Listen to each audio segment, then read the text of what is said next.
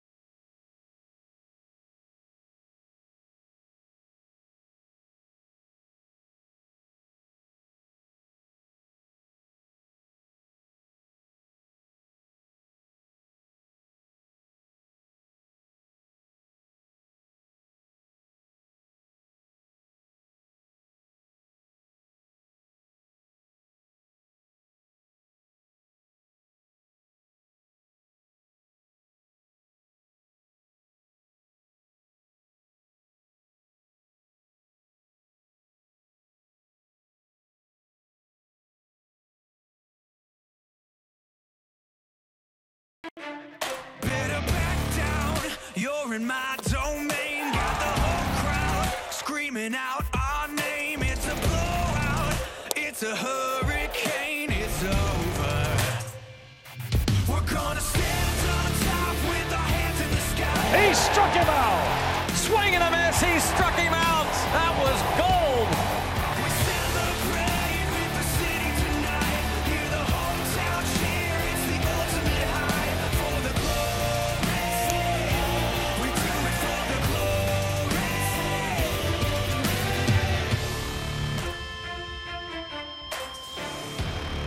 That was start number 1, and Chris Archer finishing up and getting ready for start number 2. It'll come at Coors Field, a place he's pitched once before. But the way things have gone in this series for the Bucks pitchers, this has not been that house of horrors that it sometimes can be for the visitors here. Yeah, and you figure, probably the nerves are back to normal for Chris Archer, probably just the typical pregame routine and not all the hype and the circumstance that he had there at PNC Park with the crowd. I mean, that was an emotionally charged game for him, and it was a bit of a struggle. So we'll see. He looks ready to go. You expect good things from Chris Archer. And his mount opposition today, 23-year-old German Marquez, who has started to come on a little bit here. He's shown flashes here in the early part of his career of being a better starting pitcher. And the Buccos, the way that they swung the bat yesterday, let's see what they can do against him here today. The RAV4 lineup here in Denver for the Pirates. Corey Dickerson back at top of the order. Starling Marte and Gregory Polanco. The outfield 1-2-3 with Cervelli cleaning up behind the plate. Moran will hit 5th. Adam Frazier back in the lineup today, as is Josh Bell. We'll get our first look at Adeiny Echeverria, and then Chris Archer will bat 9th for the Pirates. Man, the youngster, just 23 years old, Marquez, 9-8, a 4.70 ERA. He got 122 and 2/3 innings pitched, 129 strikeouts. He throws hard. He has a nasty curveball and slider. Will throw an occasional changeup. And, if he has his fastball command, he could be tough. Just 23 years old. And pretty experienced for that age, too. Yeah. The irony was that he was traded from the Tampa Bay Rays to the Rockies in part for the first man that he'll face today, Corey Dickerson. And the Honda defense today, David Dahl's been in the lineup all 3 games, all 3 spots in the outfield. He's in right today with Parra and Blackman in left and center. Arenado, the Gold Glover, at 3rd with Story, and LeMahieu, also a Gold Glover, at 2nd. Ryan McMahon will get another start at 1st. Tony Walters as the catching for Colorado. 35% caught stealing for him. And Bell batting 7th and at first base today. Spent 11 days on the disabled list. Pretty good. He's not used to not playing. I mean, that's an eternity for Josh Bell to sit out 11 games. Doesn't sit out 11 innings. Ball 1 to Corey Dickerson. Fouled a ball off his foot last night. Did not take the field in the 9th inning, but he's fine and ready to go today. 312, 6th best in the league.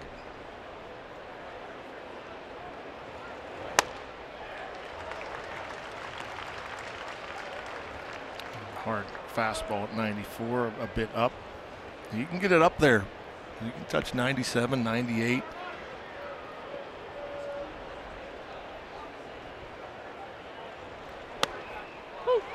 And looks at one there.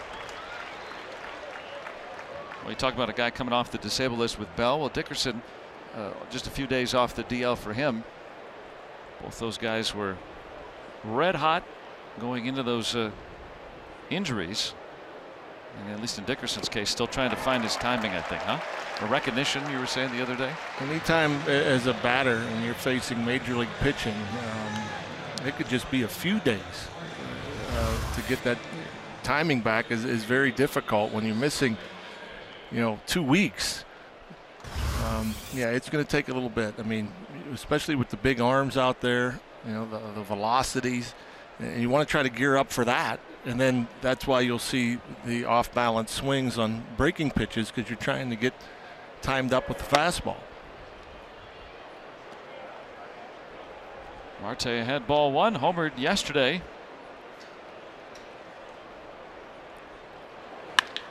And he'll start his day with a base hit. Boy, he loves hitting here, doesn't he?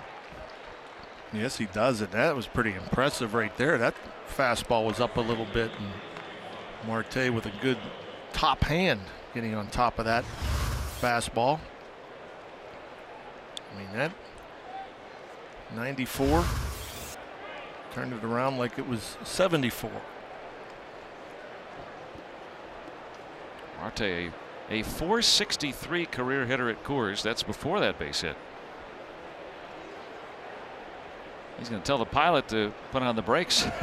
He's not putting on the brakes. He's running. And he'll get in there with a stolen base. First one in a while for Marte. Now moves into 8th place all time on the Pirates stolen base list. And wasting no time. Getting a big jump. Marquez with that fairly slow delivery to home plate. Walters, not much of a chance. 26 steals for Marte. In scoring position with 1 out.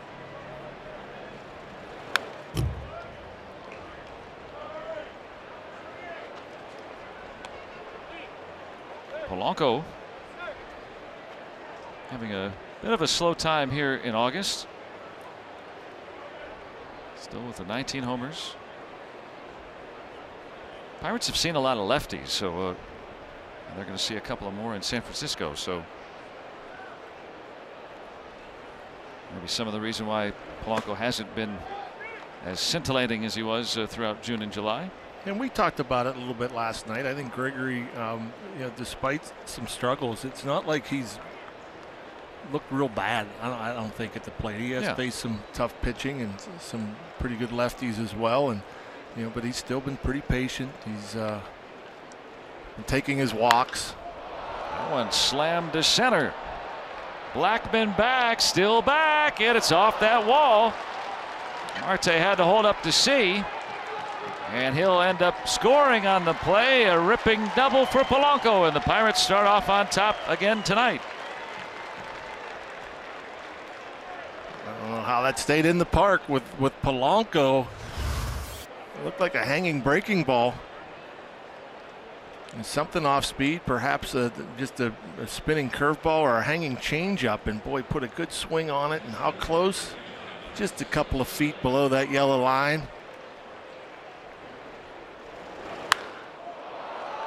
Yeah, and that's a pretty good sign. If you're struggling at the plate and you're able to recognize an off-speed pitch away from you and hit it up the middle or even a little bit to left center field, that's pretty good stuff. So the double, they trade spots.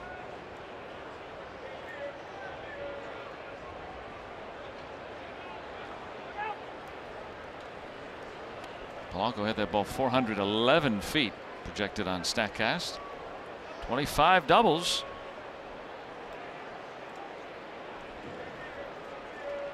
He and Mercer now lead the team in 2 base hits.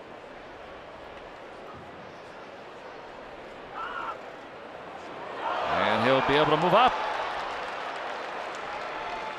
Oh, you're taking a chance here in this big ballpark. That's another thing with that big outfield, right? I mean, it guaranteed to move up, it seems.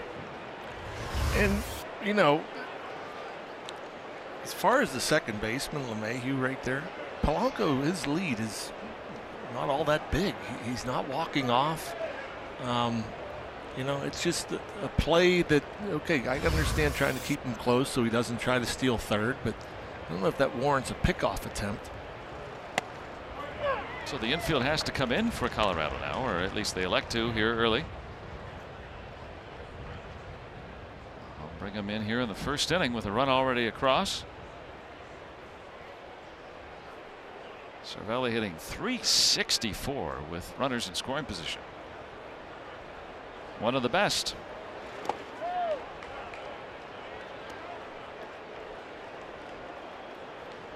And don't need a hit. Let's get the ball out of the infield.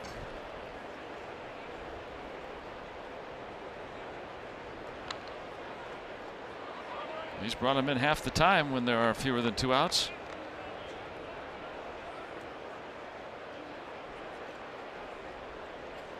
Double and the throwing error by Marquez.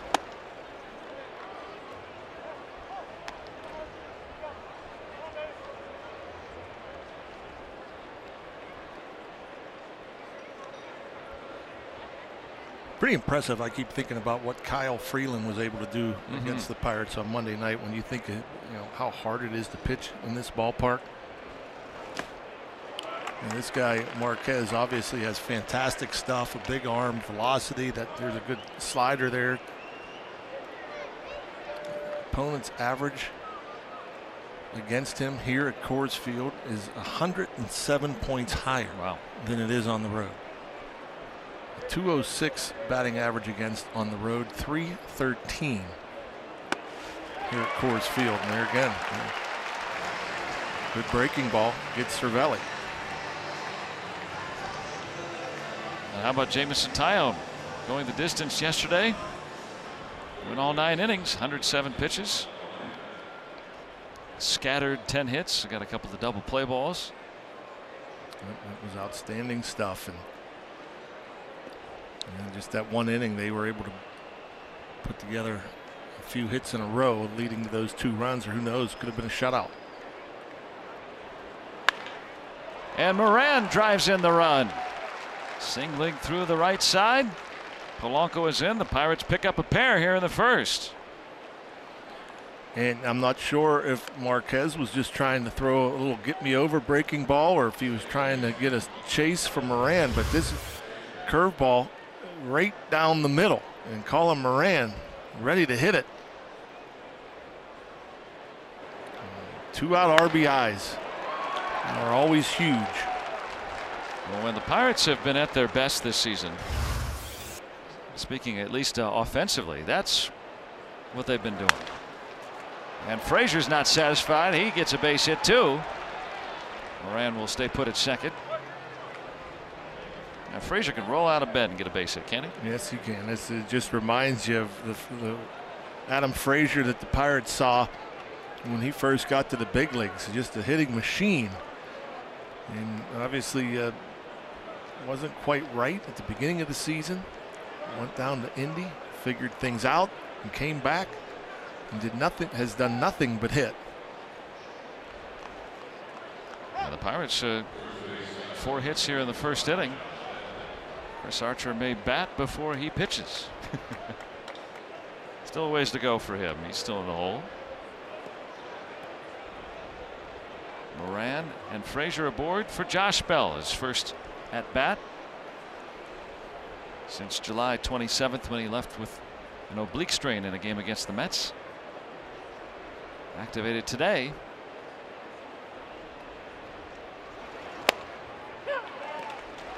First pitch strike from Marquez. I always thought that was a first pitch changeup. First time you face a guy, I always think that's a kind of an odd choice. I mean, unless you know a guy takes first pitch all the time, but you don't see that anymore, right? I mean, very few guys are known for taking that first pitch, right? You know, if you're taking a first pitch and you know they're taking a first pitch, well, why wouldn't you just throw a fastball? Right. A pitch that's easiest to command for most. Slapped and foul. Ooh, a few inches for being extra bases here in this big ballpark. You get almost as excited about a ball like that as you would a ball in the gap here, because the outfielders have to play so deeply. You get a good look of it here, and just 6 inches or so.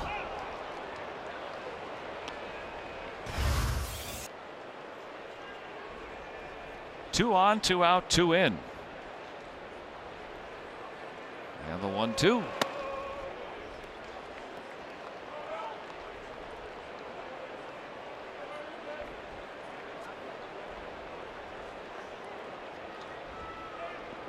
Bell's done pretty well with runners in scoring position. We saw a few minutes ago. 326.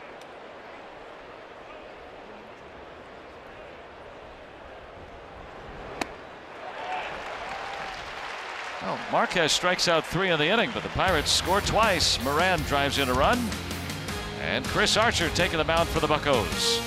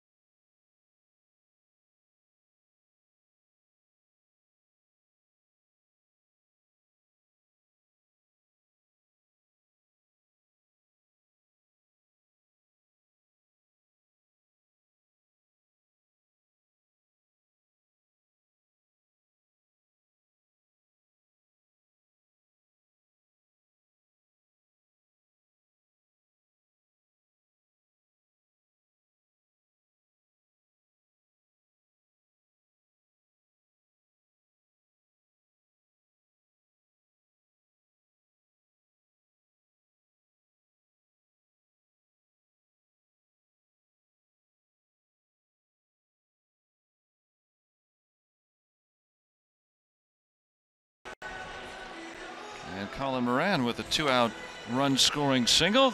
Bucks played a pair before the Rockies come to bat. The fearsome beard of Charlie Blackmon. Here in Colorado, Bud Black's lineup today: LeMahieu at second, bats second. David Dahl, the youngster, will hit third in front of Nolan Arenado, second in the league with 29 home runs. Story will hit fifth. Parra back in there with McMahon, Walters, and Marquez. The Rockies 9 today. And so Archer will begin with the lead. Yeah, always nice to go out there with a bit of a cushion.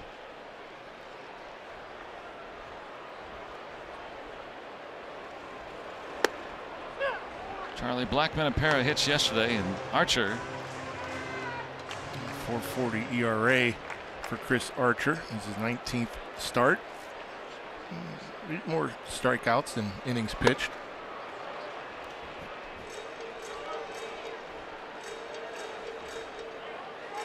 One home runs for Blackmon. Got the day off in the opener. Came back with a couple of hits yesterday, but Black saying is starting to run on fumes a little bit. Here are the dog days of August. Yeah, I've always felt that this is about the toughest time of the year for the players. And you're 110 or so games in. Pretty much the hottest month.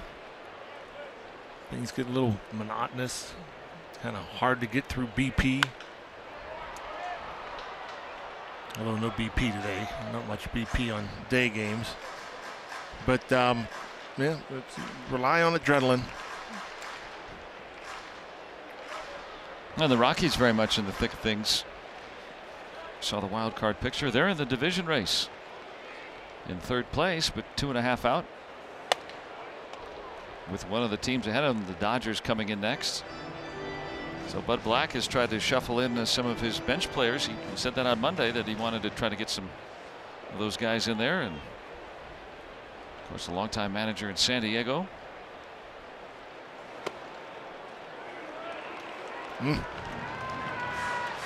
Pretty good pitch, not getting the call.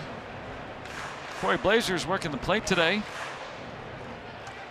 Chris Siegel over at first base. Eric Cooper is the crew chief there at second.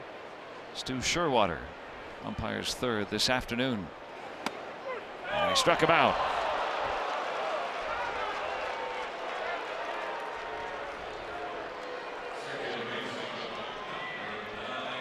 Not a surprise to see Chris Archer go with a breaking ball on a 3-2 count. And boy, that's a dandy. Top of the zone, inside corner. Blackmon didn't like it.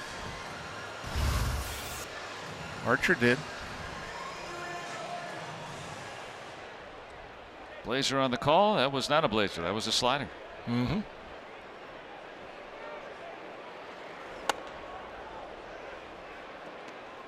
DJ LeMahieu making his way back from injury.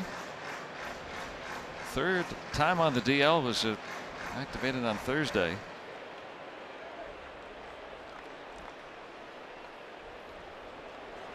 When he's right, he's a tough out.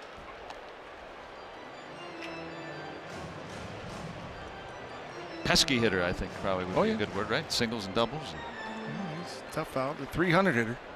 I mean, I don't know how many career 300 hitters there are throughout the game, and the Rockies have 2 of them. Blackmon, LeMahieu in their career, right around that 300 mark. And both are hitting in the 270s this year. Yeah. Shows you know, maybe some guys not quite where they've been. Yeah, I don't care if you're hitting at Coors Field or where you hit. I mean, you're hitting 300 nowadays, when what league average is probably about 250, if that. It's been like that for several years now. It just more power, less average. Yeah, Blackmon last year, 331 for him, leading the league in batting average with all that power too. Run production. Yeah, for me, he was. If I was voting, he was my MVP. Because he's the leadoff hitter, because he's playing center field, all those types of things. Yeah, I mean, to drive in over 100 runs as a leadoff hitter in the National League, most ever for a leadoff hitter.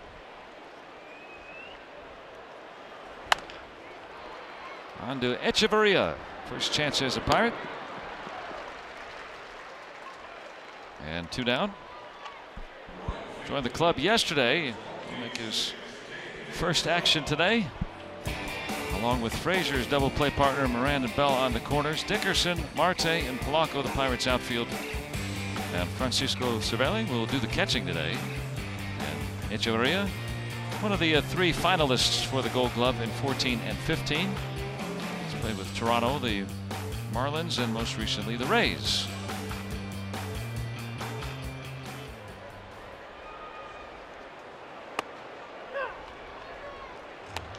David Dahl.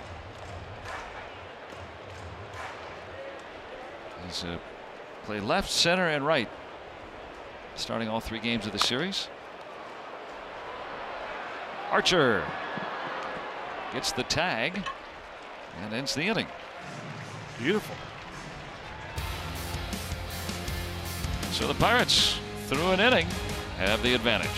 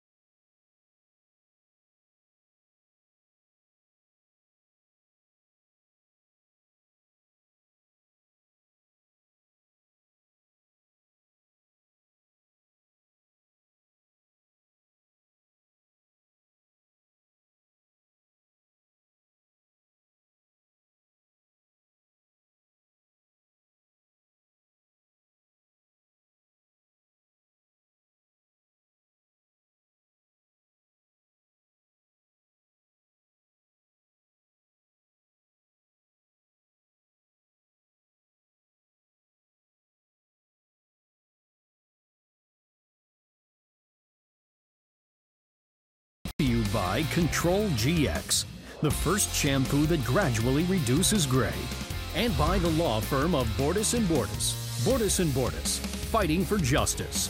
Let's go Bucks! Danny Echeverria will lead it off for the Pirates, who've got a 2-0 lead. Trying to take 2 out of 3. A lot of Bucco fans here in Denver. Talking with a few of them this morning. Saw some folks last night at the hotel. They're going to go on to San Francisco, making it a family trip. So it's a nice trip. Yeah, before school resumes, a lot of folks, maybe the last week. Echeverria with a base hit. His first Pirates at bat. It'll be for extra bases. And he's got a double to start the 2nd inning.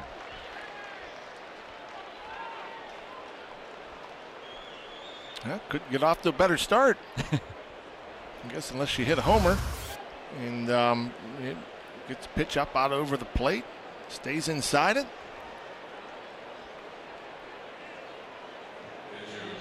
That's pretty short and quick. Staying on top. Little panache on the bat flip for the Cuban-born Echeverria.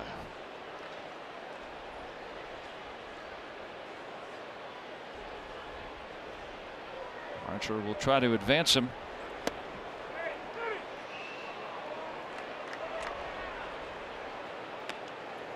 Ball 1. Said he did not try to bunt. 2 at bats. Trying not to get one here. Always feel a guy, especially from the American League, that's not used to doing this, that it's not comfortable.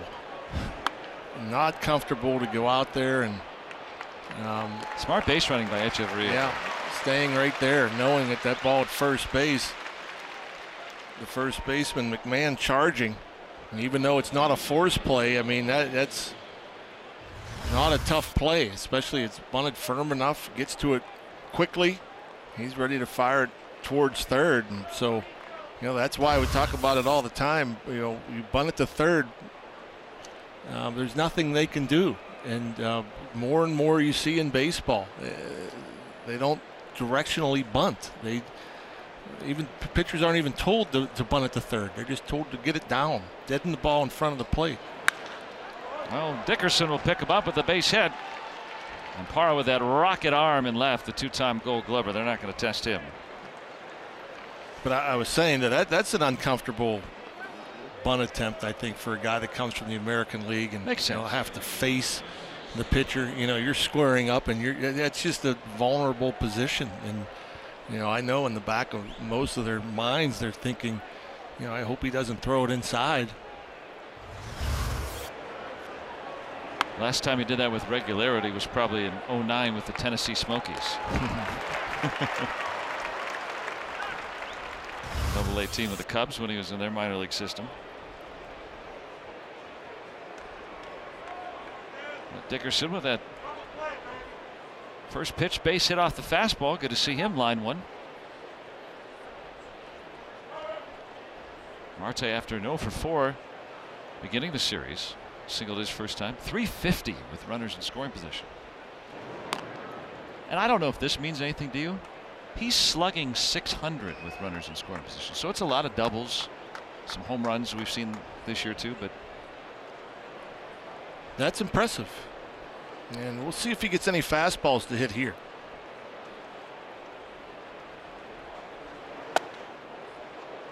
That's dangerous. Reacting just in time. That's anytime you see that fastball thrown up around the hands. And especially with Marte, it seems like he's been hitting the hands so much in his career. It was just the other day.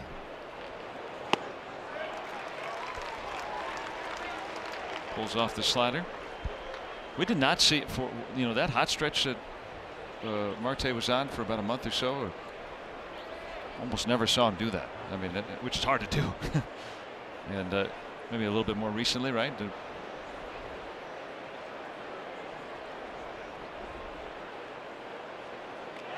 Another nearly errant throw.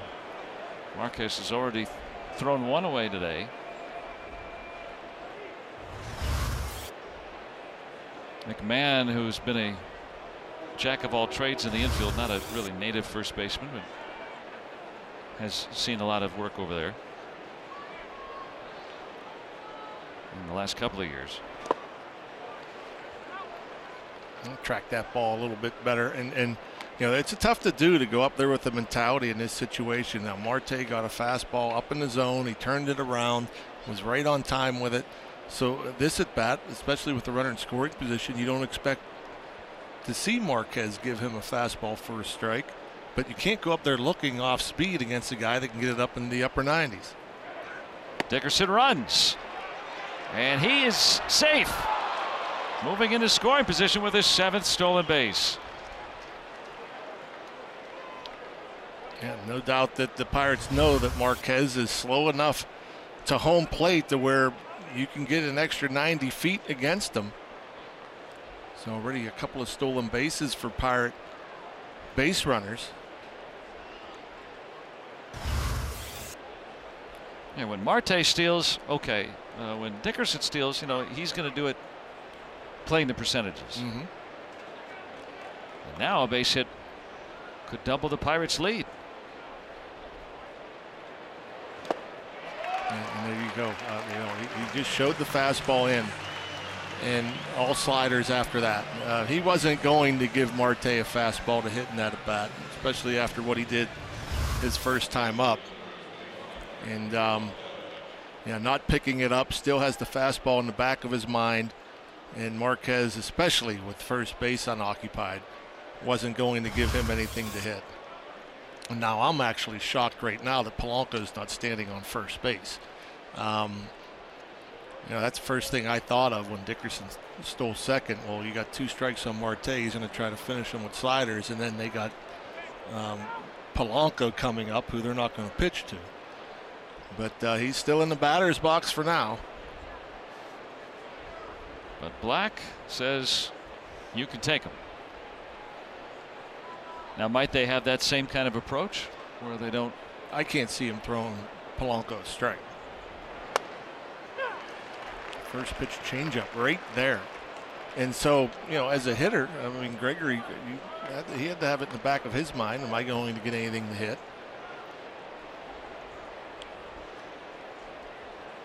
Try to steal a strike. Sometimes we see a pitcher maybe flip up a curveball to do that, right? I guess it is unusual. I don't see a changeup very often like that. Well, he's coming right after him. I'm a little surprised by that too. But he's got 2 strikes. And not that Cervelli's a slouch, but what the handedness of Polanco, the power. And how tough he is on righties. I mean, that breaking ball, both the slider and the curveball are nasty for right-handed batters.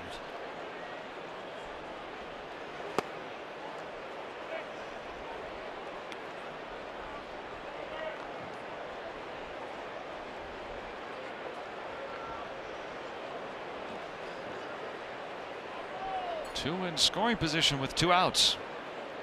Polanco drove in 1 with a double last inning. McMahon able to end the frame. The Pirates threaten in the second, but Marquez gets out of it. It'll stay 2-0 Buccos.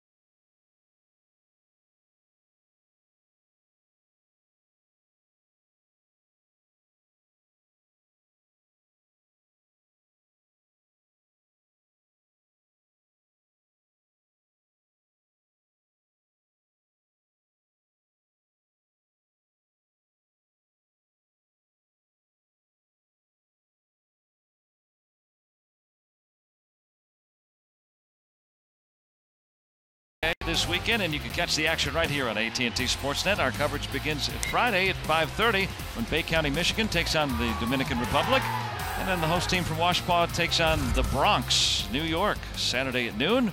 We'll have the championship game live on Wednesday, August 15th at 7:30 p.m. It's that time of year. Amazes baseball me. starting to wrap up. Yeah, like these youngsters and how long the seasons go. Deep into August. A lot of fun though. We'll have it for you. You know, it's been fun. Arenado's led off a lot of innings in this series.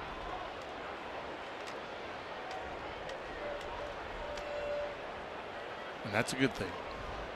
One of the most dangerous hitters in the game. To say nothing of his glove. Arenado and Bell, along with the on-deck hitter Trevor Story, all work out together in the offseason. Bell and Story growing up together in Irving, Texas.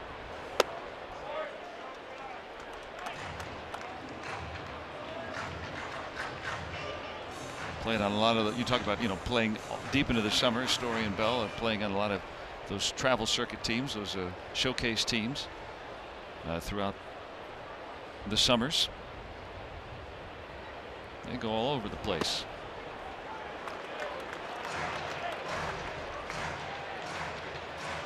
A lot of deep counts for Archer in that first start. We're seeing that so far again here today, but he's retired the first 3 in order.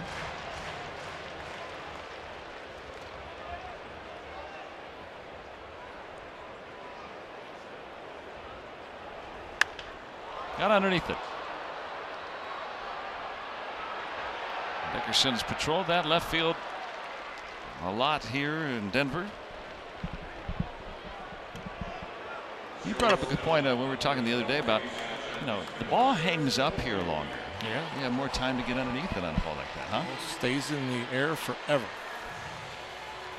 Even line drives, it seems like, just stay up.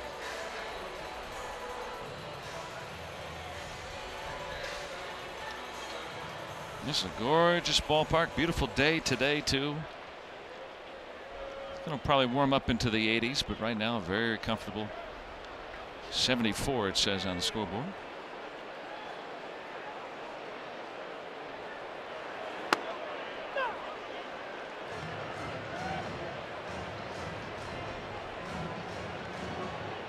And Story having his first All-Star season.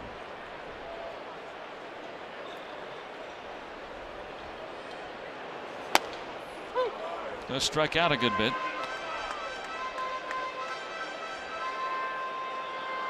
Unable to pull the trigger on the first couple of fastballs he sees from Chris Archer.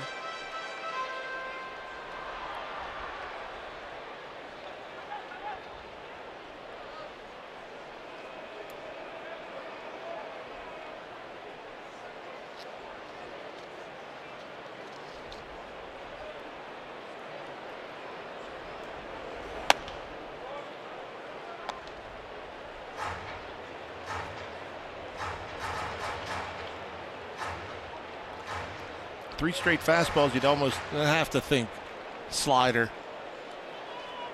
on this 1-2 pitch.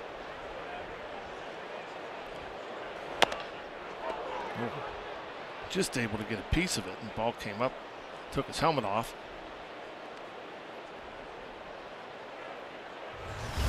Yeah, I think he threw it about where he wanted to. Tried to get the chase, got the chase, but able to pound it into the dirt.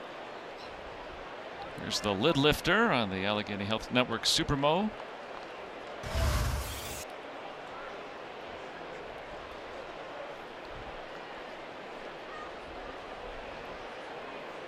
Moran with the Astros fouled the ball off his face. Sometimes it's not just for laughs.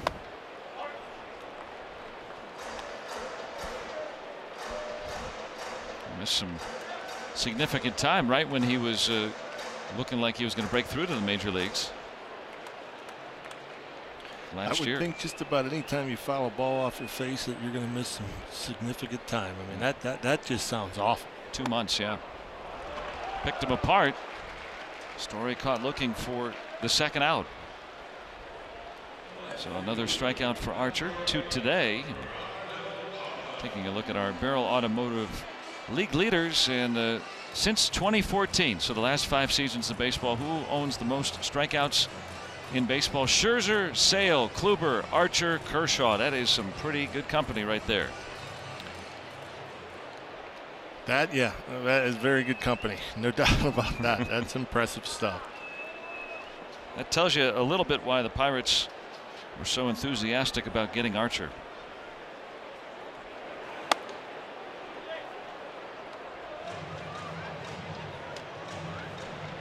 Gerardo Parra.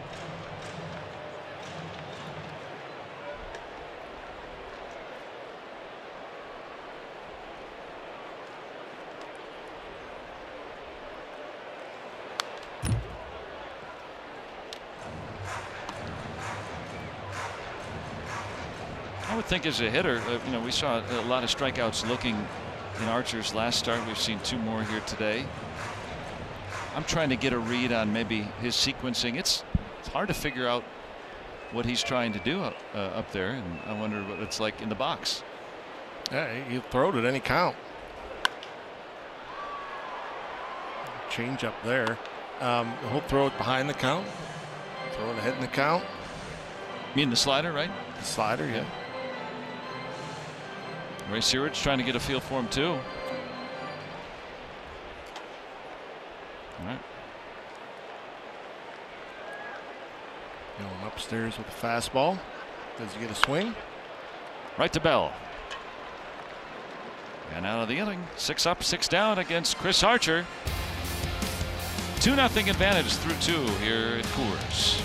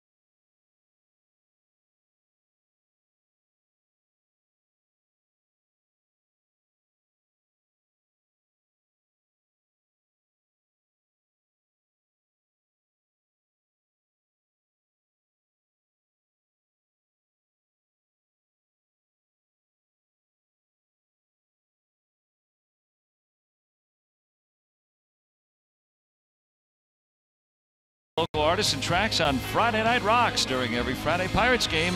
Wine and Spirit will be our featured performer this Friday night as the Pirates will take on the Giants on Friday Night Rocks, presented by Iron City Beer. El Red Rocks, of course, when you come out to Colorado, you think of a great music venue not too far from here. Well, that is pretty. I love the Mountain West. Yeah. It's gorgeous out here. Yeah, Rocky Mountains, beautiful. Bucket list is to run an RV and start in Arizona and head up to British Columbia. Oh, that's great. I've never been to BC. I'd love to check that out. Got to work in Montana for a couple of summers. Boy, it is pristine up there. Meander through some of the national parks. A little hazy today, though. We had some. You can barely see the mountain backdrop there, but it's actually pretty humid. Yeah. I think it's a 60% humidity I saw a couple hours ago. It's pretty high for out here. Had some thick cloud cover this morning.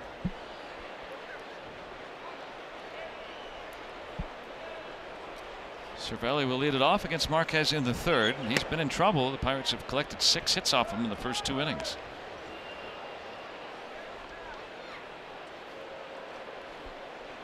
Cervelli 10 home runs. That's a career best. 1 shy of his career high in runs batted in.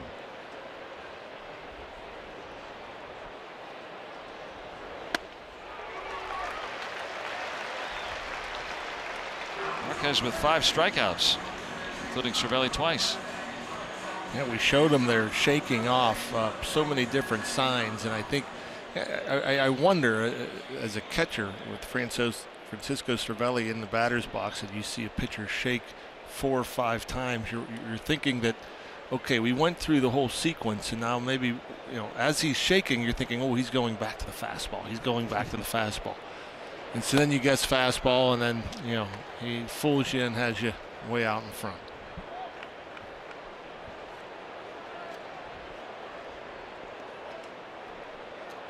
Almost knowing too much could hurt you there. You know, because again, you could be like, okay, fastball away, no. Slider, no. Curveball, no. Changeup, no. Okay, fastball in, yeah. And that's what you're thinking, you know. And then when you don't see it, hey, wait.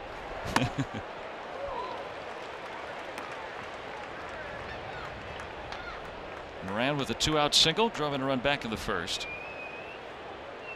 And a pronounced shift on him. He's been able to keep that batting average in the 260s, but there's going to be a base hit and maybe more here. No, he's going to be stop at first. You know, I was rooting for it. It's been a while. I'm like, go ahead, come on, let's go for it. But out there in left field, you got a pretty good arm in Gerardo Parra. Yeah, he hasn't had an extra base hit in about a month. Still collecting plenty of singles, but yeah, usually you hit a ball there and it's extra bases, but Moran doesn't run well and strong and accurate arm in left from the 2-time Gold Glover Parra.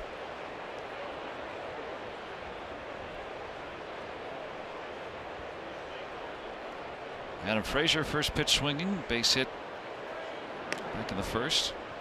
That was unnecessary. Moran is not likely to run. No. Well, the Pirates have stolen a couple off Marquez, but just to characterize it, I'm not poking fun, but you know, he's been pinch run for by pitchers before, as Moran. So here early in his career, that's not going to be something you'll see him do very often. He's a hit collector. Not the hit collector, but he's a hit collector. if you're going to think of a time that Colin Moran is going to run, okay, let's just say he's still at first base and there's 2 outs and there's an 0-2 count with Josh Bell up there. You might send him just to see. See if he's going to bounce one. You know, maybe bounce one, maybe a sneak attack. You get into second base, and if you're thrown out, then Josh Bell gets to start over. Frazier at it again. And he's going to go for 2. And he's got 2 hits already. So Moran and Frazier have been a productive duo. 8 Pirates hits here in the 3rd inning already.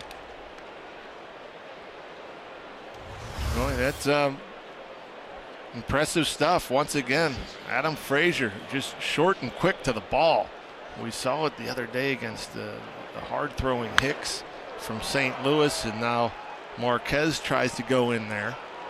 And again, it's just short and quick and inside. You know, certain guys are short and quick to that ball on the inside part of the plate, and they're hooking it foul. And Adam Frazier running it down the line and giving Josh Bell another at bat with runners in scoring position. Now Frazier, since coming back from Indianapolis, hitting at .441. Did not start the last 2 days. Just comes right back out. Seen 4 pitches. He's got 2 hits. And once again, with a big lefty in the batter's box and first base open. Yeah, Echeverria, who's on deck, even though he doubled his last time, he's known to be a light hitter.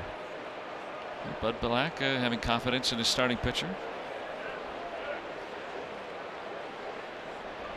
He got in on the fun with a double.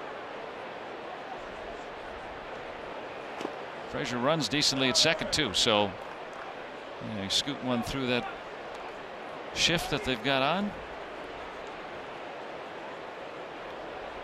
Put that lead up to 4. As the Pirates look for more here in the 3rd.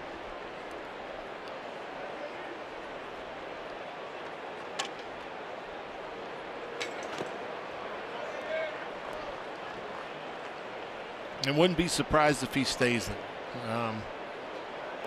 I know I just said this last inning with Polanco up there, thinking Polanco wouldn't get a strike, and Marquez went right at him. Josh Bell.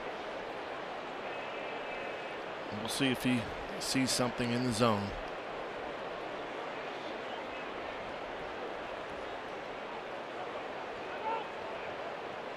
And Walters wants to come out.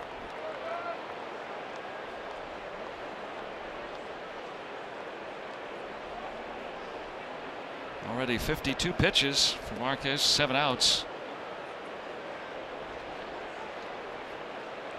Bettis yesterday had to come out in the 5th inning. The Rocky starter yesterday. Corey Blazer wants to break up the conversation.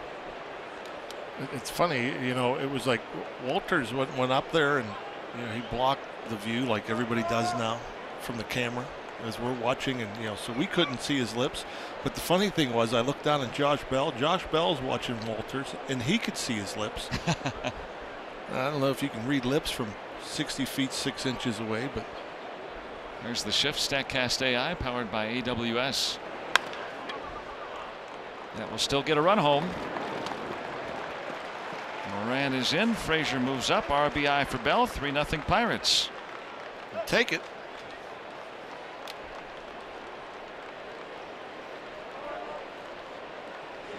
So he hit into the shift, but doing so in a way that the runners could advance. And now they'll walk a batter.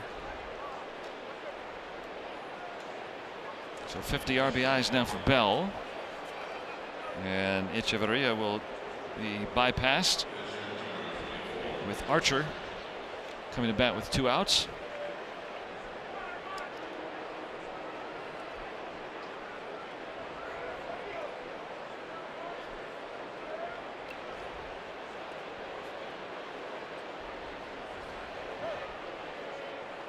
Well, Bud Black says, okay, we'll face that American League pitcher. See if Archer can get one through that infield. First pitch fastball, didn't like it.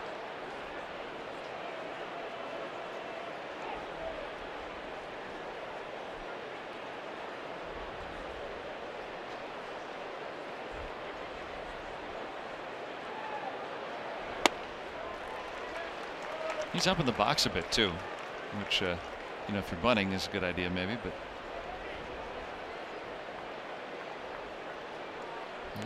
I'd be all the way back, wouldn't you? Right? Try to use as much time as you can.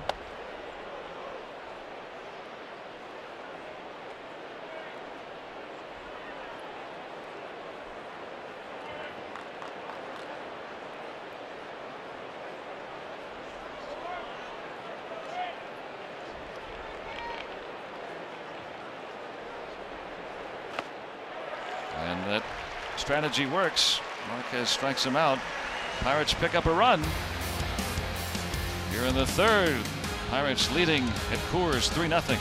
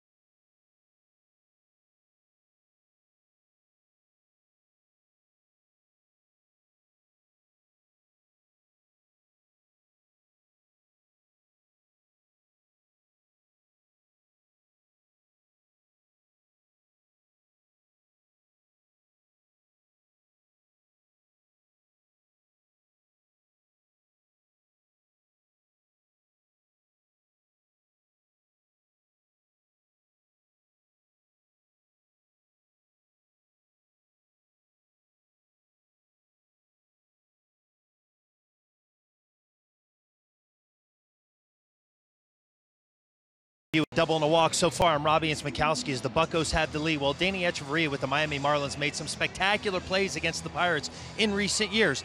And earlier he discussed what he was able to do against them, but also the pride he takes in his stellar defense. Sí, me recuerdo que sí, que he hecho. Yes, I do remember. I have some pretty good plays that I did against the Pirates. But right now, my job is to defend my pitchers here in this organization and to be the best defender I could be for the pitchers here in this organization and give my best. So Echeverria is a guy who started his career with the Toronto Blue Jays, but played from 2013 until last year with the Miami Marlins. Then he was teammates with Corey Dickerson and Chris Archer for the remainder of the season with the Tampa Bay Rays before being designated for assignment. And Joe and Rock, you guys get a test in watching this guy. He is spectacular. Maybe even mention the word elite when you talk about this guy's defense. It is something to see. What do you think in the times you've seen him, Rock? Yeah, just like Robbie said, I mean, this guy could flat out pick it. He's rangy, got good hands. Steady.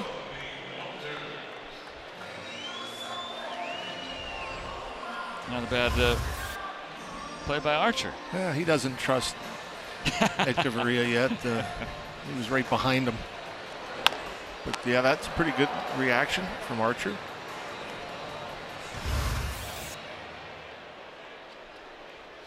Both are 29 years old, two new Pirates, Archer and Echeverria.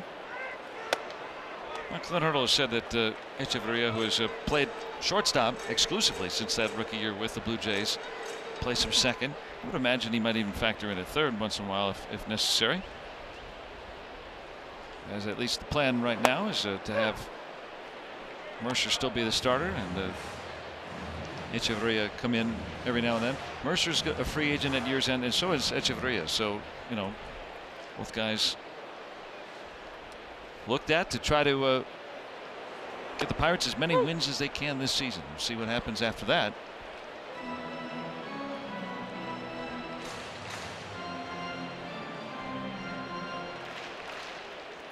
Native of Santiago de Cuba in Cuba.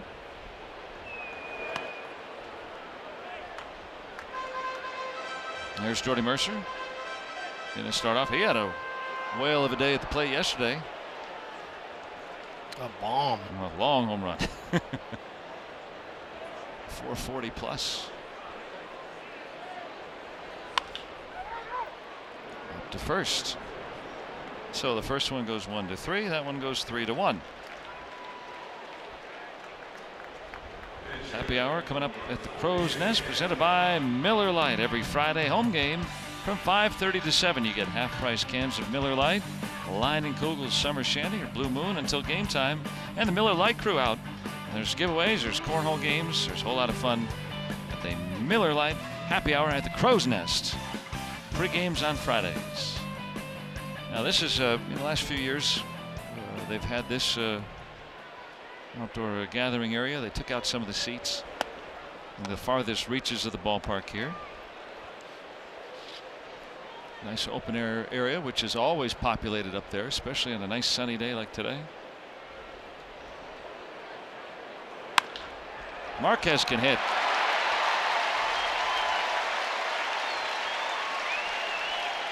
He has the first hit, first base runner for the Rocks today. He was hitting 350 coming in. Yeah, that's pretty remarkable, and I'm sure Chris Archer knows. You know, I mean, they go through the batters, and pitchers know if his opposing pitcher can swing the bat, and Marquez might have a silver slugger on the mantle next year. Yeah, this batting average leads all pitchers in baseball. Archer's not used to taking the number 9 hitter off yet anyway, so. Turns the lineup over. Blackman will bat with 2 away.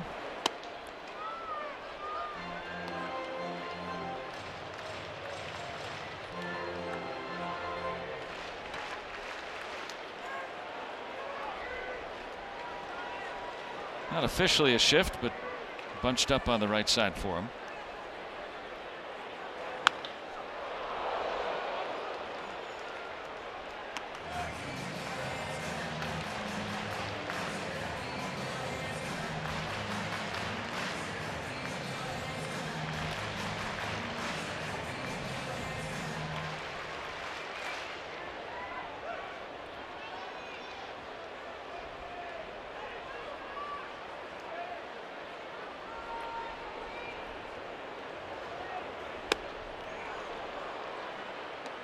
hit his target.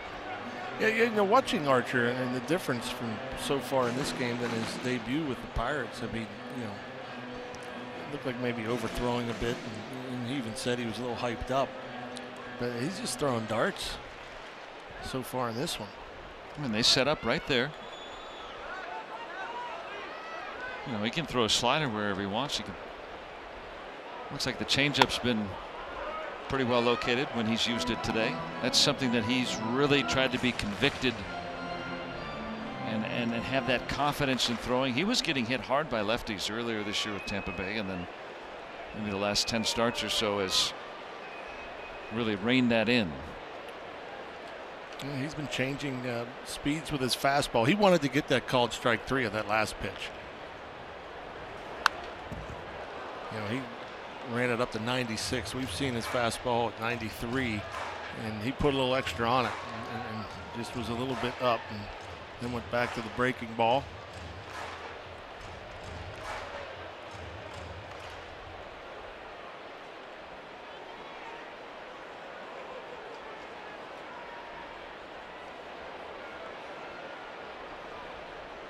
Two and two on Blackman.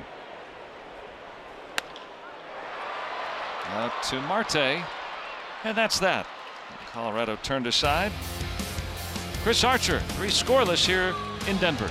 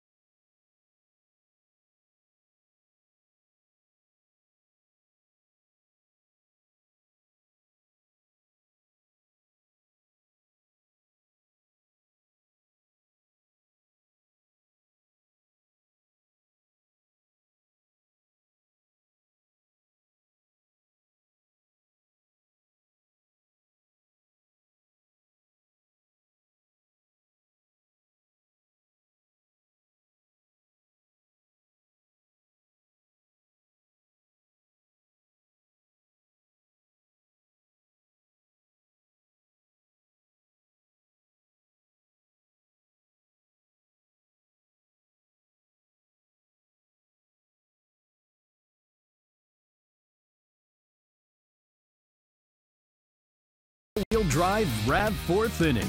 Toyota, what drives you? Pirates 3, Rockies nothing. Here from Coors. 4th inning coming up.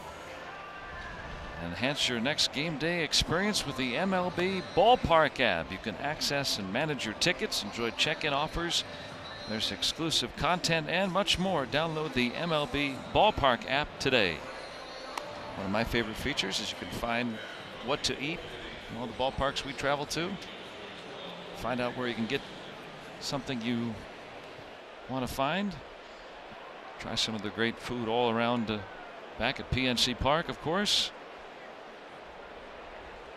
Or here at when you get to see the Buccos on the road.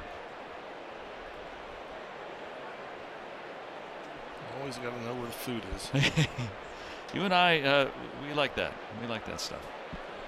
So the top of the order coming up.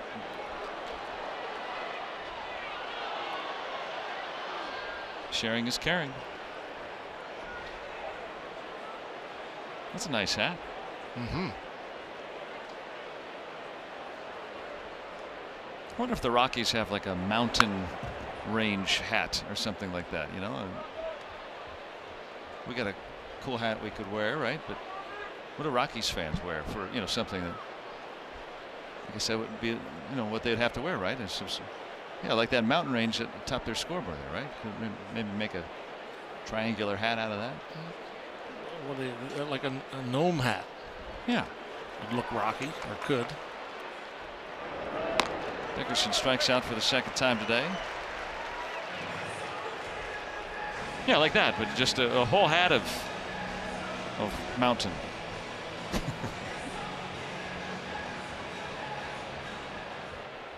Yeah, I don't know what I'm doing.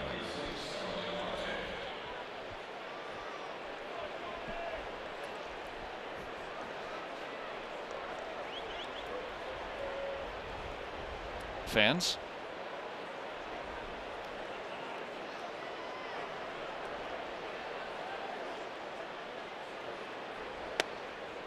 Marte down a strike. Well, Marquez, you know, look at one part in the box score. Okay, 7 strikeouts. He's given up 8 hits. Yeah. Kind of an interesting line so far. Very much so.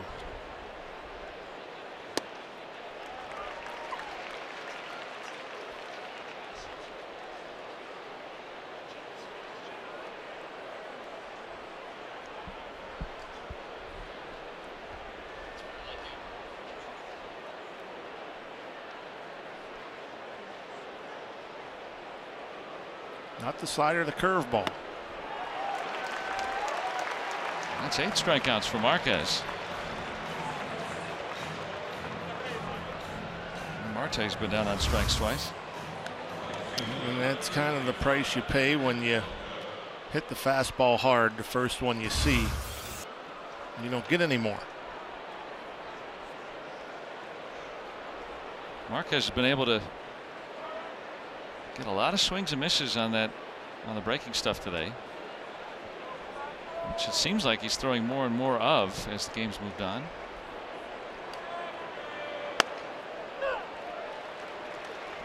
Well, the fastball gets hit at a 310 clip, the slider to 218 clip, the curveball to 177 clip.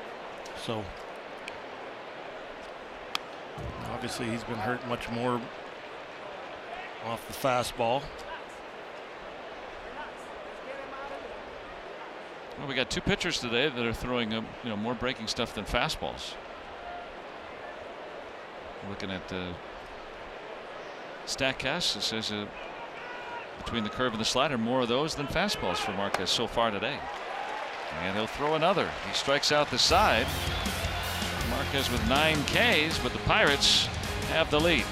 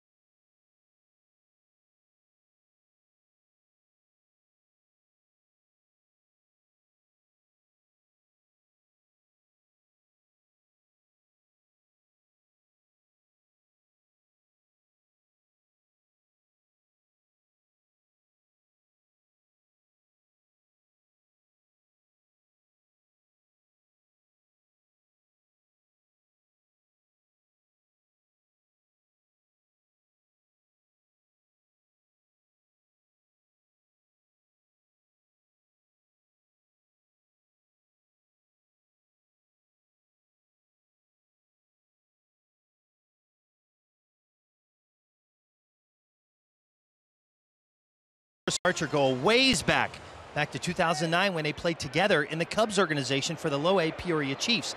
Now, Jay told me he had 3 roommates that 2009 season, including one former major leaguer, Tony Campana. He got called up to high A. So Archer lived in the same apartment complex as Harrison and was having some issues with his roommates', let's say, ability to keep clean. So what did he do? He moved in with Josh Harrison. Harrison told me they enjoyed living together, but the fun didn't last too long as he was called up a short time later. But the two have remained friends ever since, spending a little bit of time together when they get the chance in Florida in March during spring training in the Tampa area as we get a base hit by DJ LeMahieu to lead things off. But how about the game of baseball? We were discussing this over the series on Josh Harrison pitching to Corey Dickerson. Now they're teammates. And how about these two guys? 9 years ago, roommates in low A, and here they are, teammates as big leaguers. Thanks, Robbie. Yeah, LeMahieu almost cleaned Archer's clock right there. Can't help but think of Charlie Brown. Because everything came off. He's even wearing black and gold. That was a rocket, and unless you've been out there 60 feet away and a bullet's hit back at you, you don't know what it's like. That was hit extremely hard. I'm glad we can laugh about it because those are scary moments otherwise. Just a base hit then.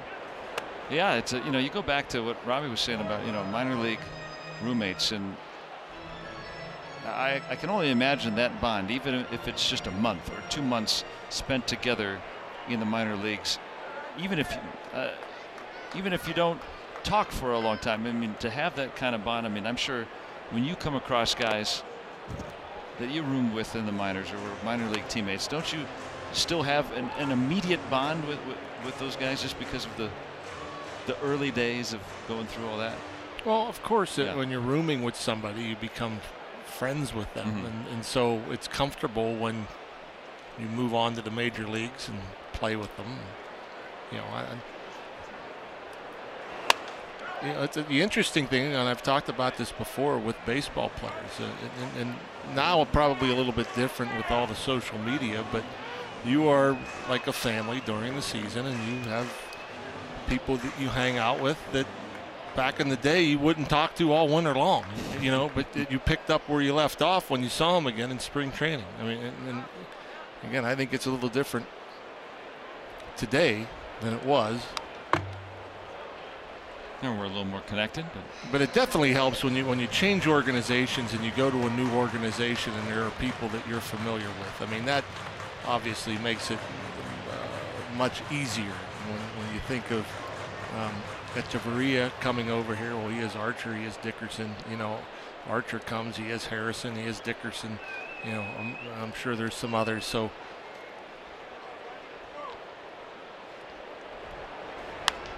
like when we head out west, Pittsburgh West, the we're heading to. I mean, a bunch of guys that are very familiar with one another on that team. I think half the team played for the Pirates at one point or another. I think the Rays might say the same of the Pirates all of a sudden here. Yeah. 3 trades with them this year. What has to be more unusual and also incredibly neat is Musgrove and Brault. High school teammates at the same time. I mean, these guys are both in the rotation, and they were friends. I mean, and you get to go all the way to the major leagues together, coming from 2 different organizations. Gall sends this one way out of here. It hit off the facing of the second deck in right center. They really like him, and they've been giving him some time, trying to get right at the plate. He does right there.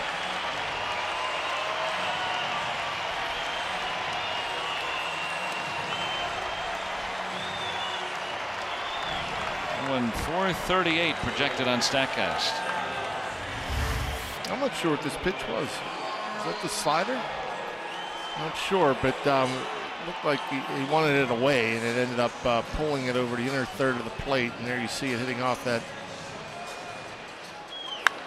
It looked like a changeup, maybe, huh? That's what I was thinking. That of all pitches, trying to get it away from him, ended up throwing it inner half.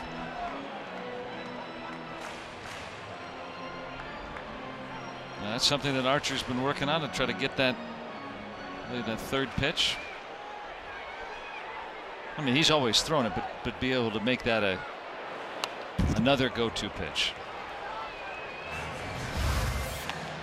Look at our Allegheny Health Network Super Mode. There it is. Grip.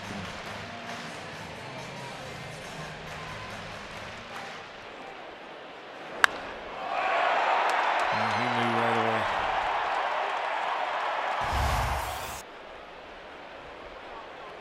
Makes it a 1-run game in the 4th.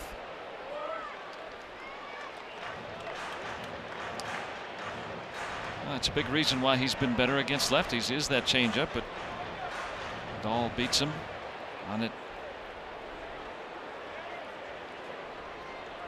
Now ahead on Arenado.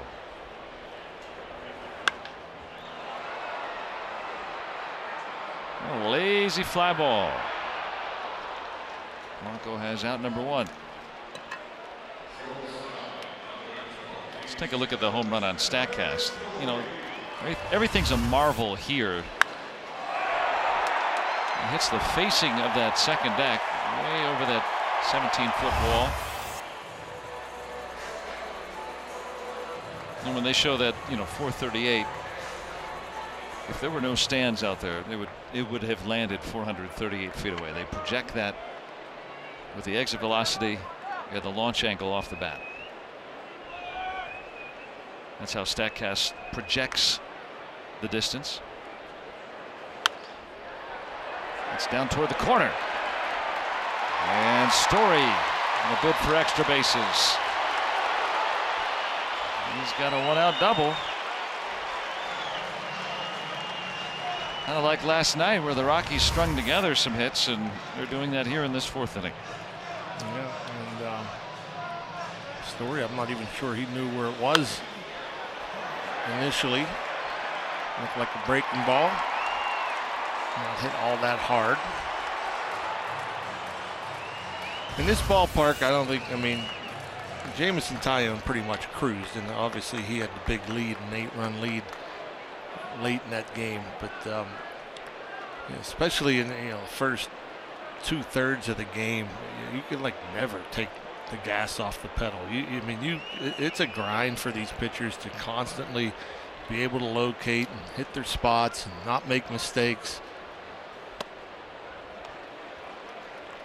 All the while, you still have to throw strikes. You don't want to give anybody free passes here in this ballpark to where, a walk, a base hit, homer.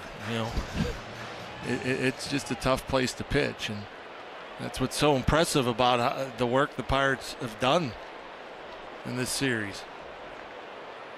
You want to throw fire on the fuel.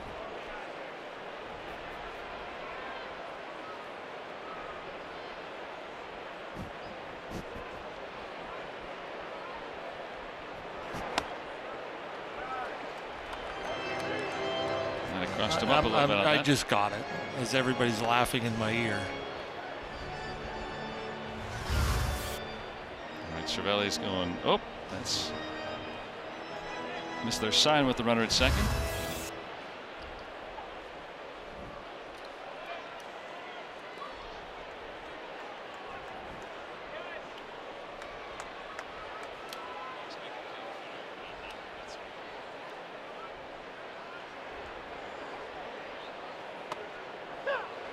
That was strike to Parra. And then there's times Archer throws that slider up in the zone, and you wonder if he's doing that on purpose, or he got the strikeout looking at Blackman to lead off the game on a fastball up and in. Yeah, not a normal spot for a breaking ball. We hear that phrase tunneling, which is just a new term for something that's happened for 100 years, but the slider usually has some down or sweeping movements, and maybe you usually throw it down, right? I'm guessing to play off the fastball, a lower fastball. Is that usually how? Usually, yes. Fastball and slider would combine. The way they usually go about it, and then the other factor here, and they talk about how the breaking ball doesn't break as much with the thin air, and it'd be interesting to hear with the guys here this series whether or not they've experienced that, if the ball broke as it normally did, or if there was less break. I asked Musgrove that yesterday. He said he felt his slider was sharper. Now, he also paid attention to really finishing it, and he thinks that may have helped that cause. Tyone said with reporters yesterday, said that he thought also his breaking ball was one of the best he's had this year, which is contrary to everything that we hear and have seen in the past. So maybe those guys were just better than usual and defied some of that. Barra gets a piece of it. Yeah, because that's all we've ever heard, and we've seen that sometimes here too. I know one guy that's not having a problem with his breaking ball here today, and that's the Rockies starter, Marquez. On his way to a career-high strikeouts with the slider and the curveball. Against a team that doesn't strike out a lot. Right. The Pirates fewest in the National League. Archer trying to cling to this 1-run lead after Dahl's 2-run homer.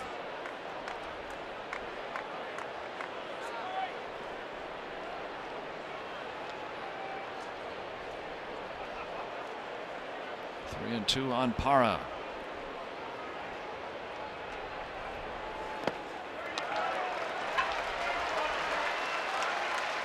Now 2 on with 1 out. Well, they got crossed up earlier, and with some men on here. Do have the bottom of the order coming up.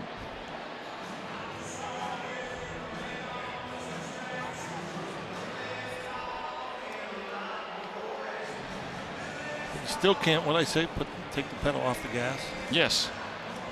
It's one of those rockisms that I think we all understand. That was if I knew that you were teasing me, I would have giggled. That was actually pretty funny when you came back with fire on the fuel. But I didn't know what you were talking about, and didn't know why everybody was laughing in my ear in the truck. But just having some fun. I do it all the time.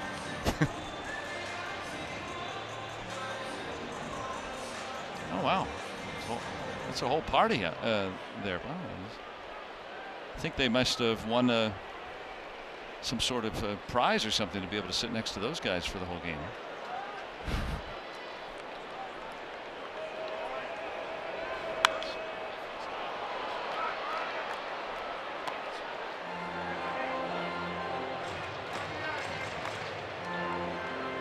Ryan McMahon gets us some sparing time at the plate, but had a monster season in the minors last year.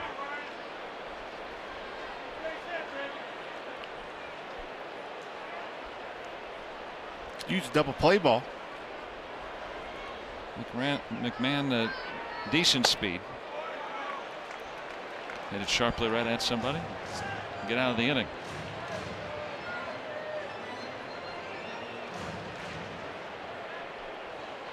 Story doubled. Parra walked.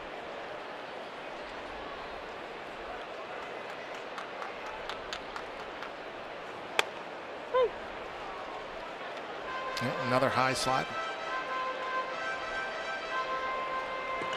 In this inning, still way more strikes than balls.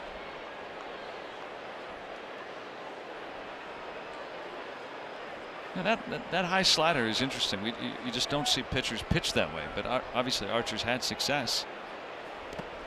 As we learn him and kind of figure out what he's trying to do.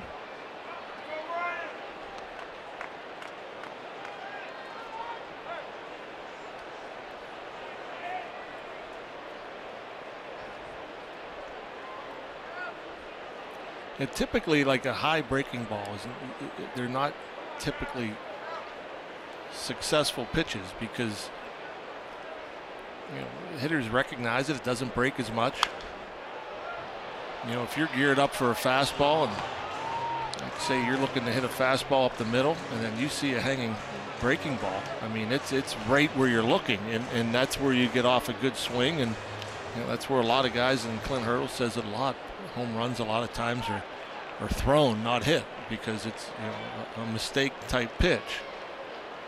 Whereas, you know, the breaking ball that's down and away, especially, it's so far away and it's moving away from you if you're a right-handed batter from a right-handed pitcher. And now full on McMahon after walking Parra. Archer has thrown 27 pitches here this inning. He's got one out. Number 8 hitting Walters on deck.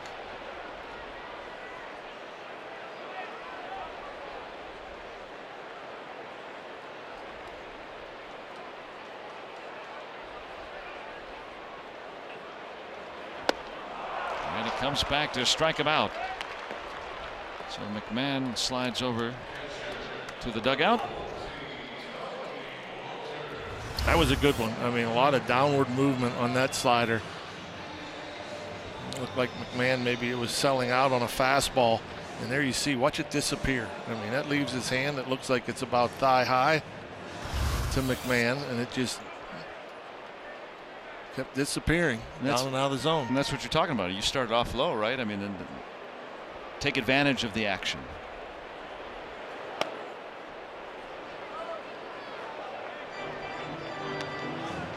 Because if you started off high, right, I mean, it stays in a friendly spot to hit. If it starts at the knees, right? Yeah, that's the whole idea. Yeah. Yeah, is to make it look like a strike and have it end up as a ball.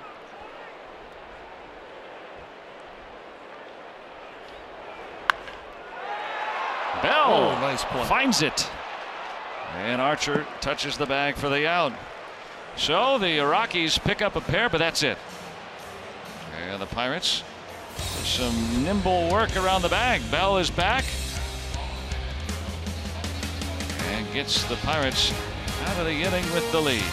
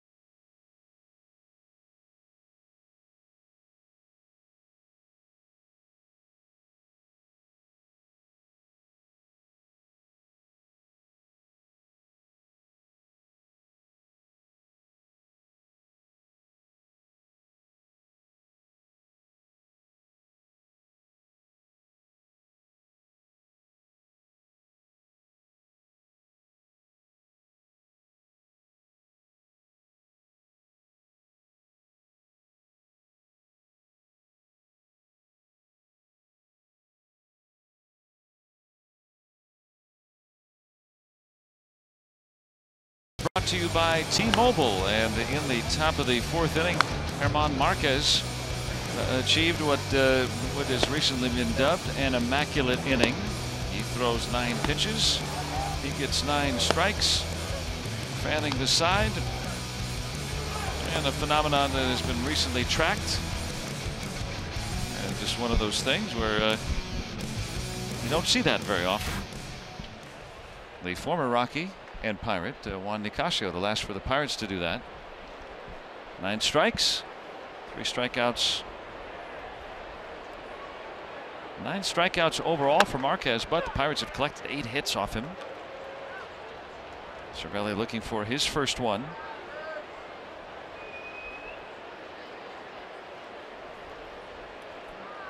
So did he throw more than 3 pitches to Archer in the top of the 3rd? That's an interesting thought, right?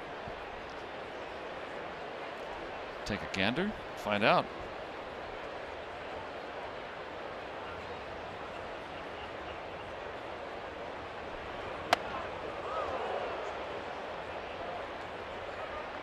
Yes, he did. Threw him a ball. 9-pitch fourth. I mean, Marquez with a lower pitch count than Archer through 4 innings, and that's allowing 8 hits and striking out 9 batters. Yeah, that's kind of strange. It is.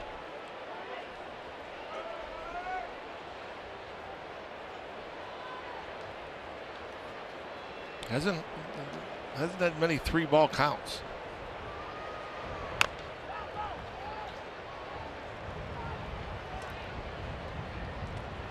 That was an interesting pitch.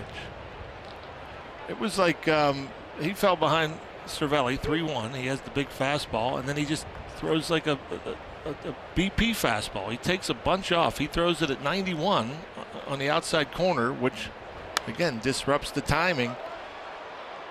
Almost like on purpose. He just took a little off. So did Walters on that return throw. Ball rolled out into shallow center field. But that, for a 23-year-old, that's kind of like what you see from a veteran pitcher, right? Some added. Yeah, I mean that to me was pretty impressive.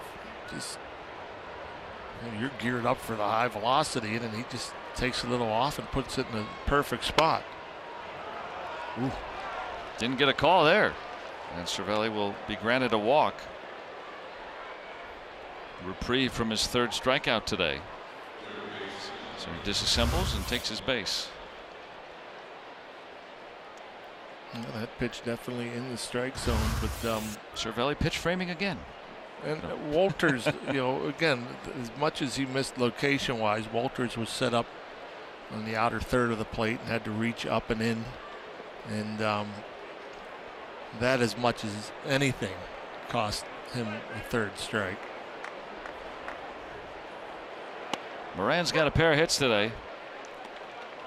Big 2-out single in the 1st inning, driving in a run. He's 3 for 6 in the series.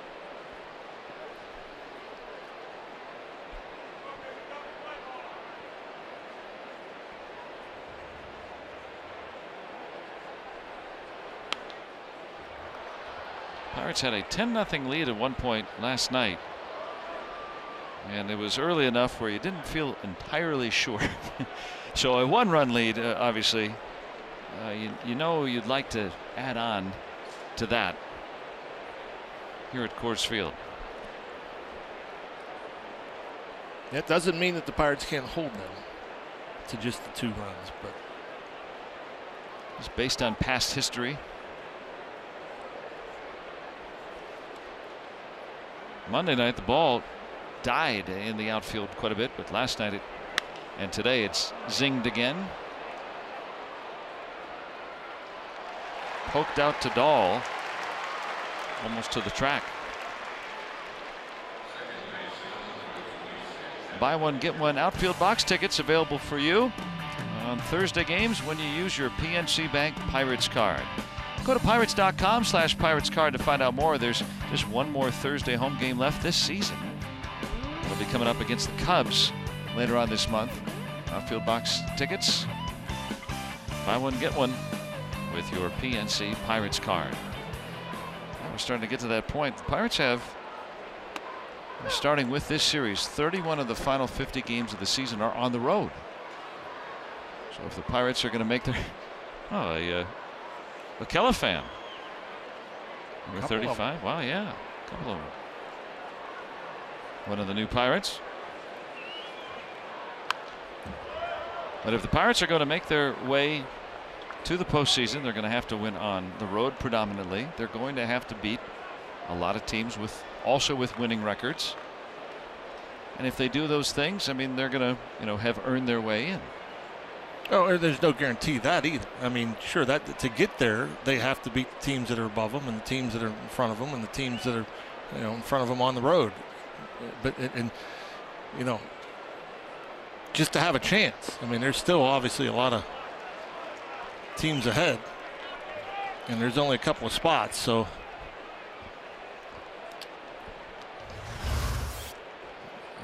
Walters really moving over to make sure that Cervelli. That hit the grass, by the way. But yeah, he did a nice job getting over there. That ball hitting right in the middle of his chest protector.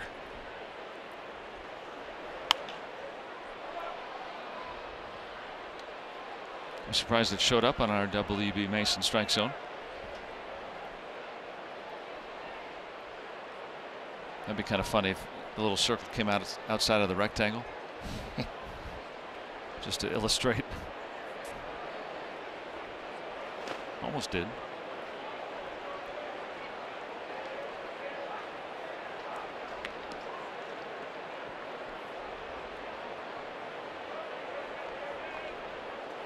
Archer, a 30-pitch fourth inning. Pirates hope to give him a long rest there. Add on to this 1-run advantage. That'll help. Frazier's got 3 hits today. Cervelli's going to be waved home. And the throw in plenty of time. He collides. Having a word with Walters. Those two have had beef before. And Cervelli trying to dislodge the ball. It's a legal play. Frazier ends up at third. Yeah, a little confused about that decision. And me too. We haven't talked very often about Joey Cora and his decision making at third base. I think he's done a great job over there at third base. But in this case, you know, you see the shortstop Story catching that ball as Cervelli is on third base. And yeah, even if it's Marte, if Marte's on third base and Story has the ball, he's going to have a hard time scoring. And so you can make a case with 2 outs, it's worth the risk, or if 2 outs or 1 out, the pitcher's behind you, it's maybe worth the risk. But you got Josh Bell coming up, and you know, you're sitting there second and third, 1 out if you hold them. And the inning's over. Not to mention Cervelli, of course, coming back from concussion symptoms, having a jarring collision with Walters at the plate.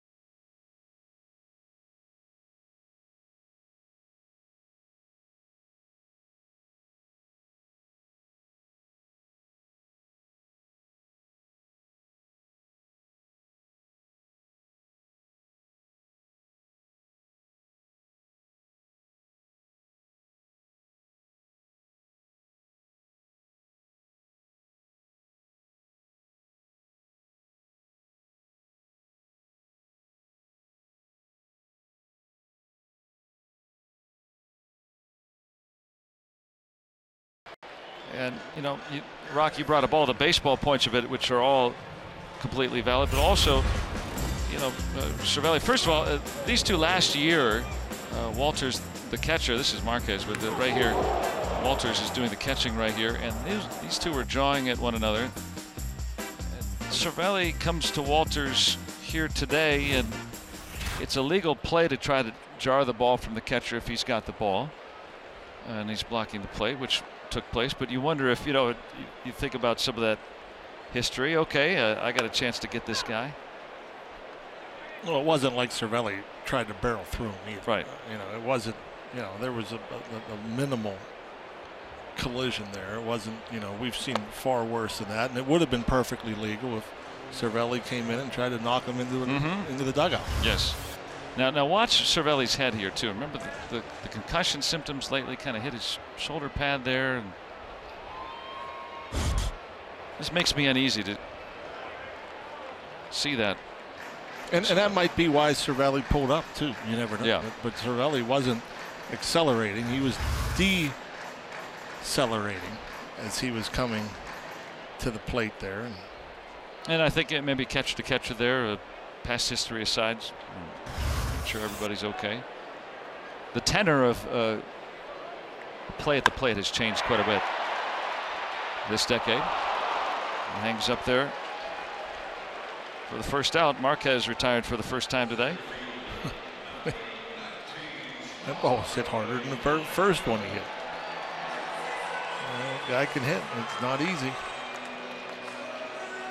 He puts some current into his swing, doesn't he? I mean, to be a pitcher and the bat once every 5 days and be hitting 357 where he's at now, facing a guy like Chris Archer, 2 bullets, 23 years old.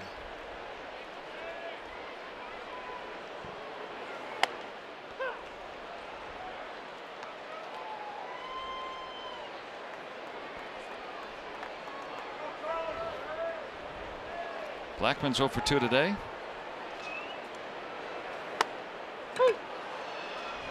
Dahl a 2-run home run last inning off Archer, accounting for the Rockies' scores.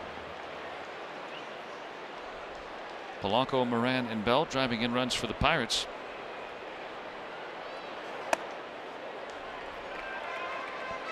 Pirates out hitting the Rockies 9-4. It feels like Pirates should have built a little bit bigger margin right now. Archer had been rolling along that first time around the order. Now if his stamina isn't quite where it normally is, you can understand why. He's been under the weather in recent days, so wanted to make sure he could take the ball today. There was at least some concern whether he could indeed go today, but got through his bullpen session before the game okay.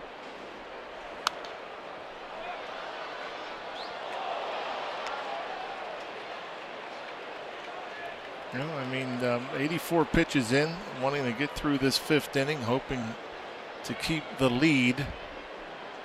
And it'll be interesting to see what he has left in the tank if he comes back out for the 6th. The Pirates do have a rested bullpen. Yeah, that's the advantage of Taillon going a complete game yesterday.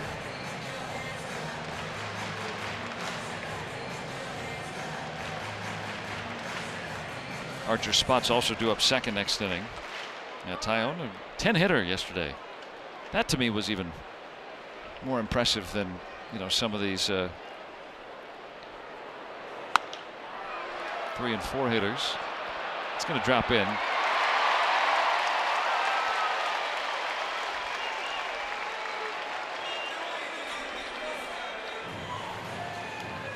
That's like an 80s complete game, right? Where guys used to just go the route all the time anyway. Well, that's a decent change up there off the end of the bat. Archer just, man, I made a good pitch. How does he get rewarded hitting a ball that soft? And Marte pulling up. Dickerson coming across, making sure that was just a single.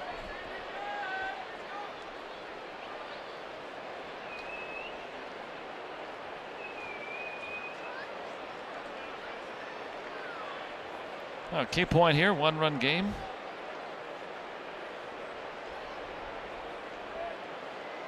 Every win so crucial already here in early August.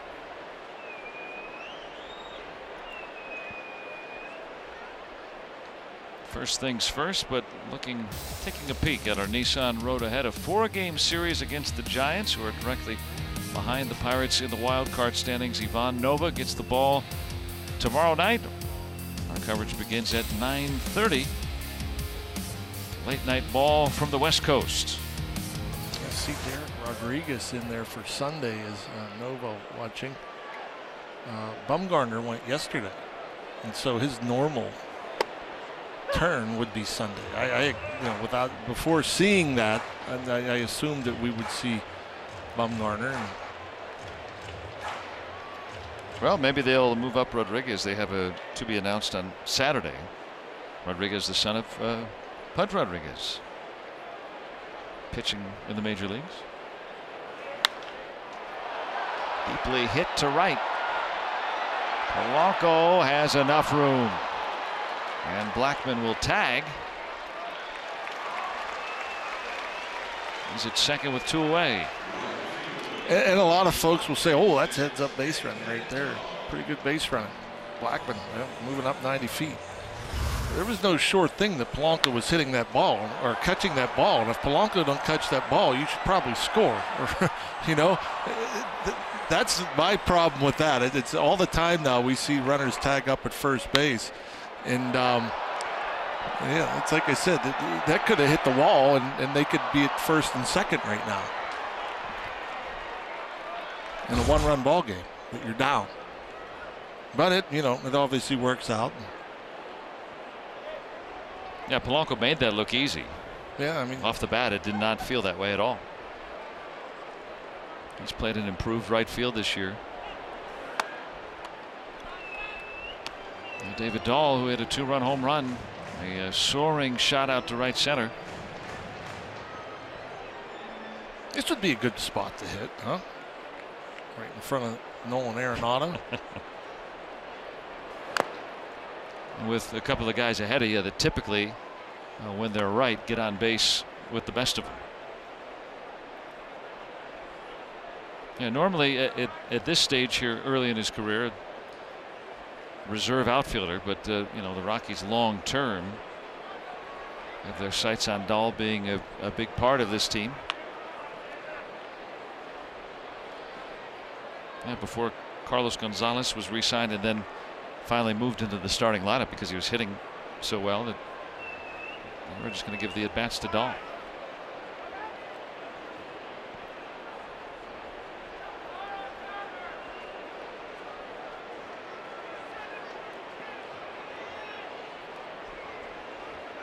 .90 pitches for Archer.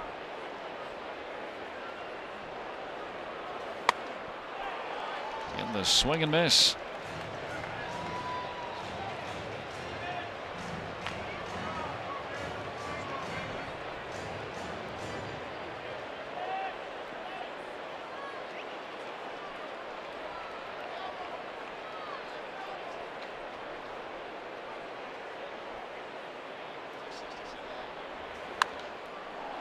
That's going to get back into the seats.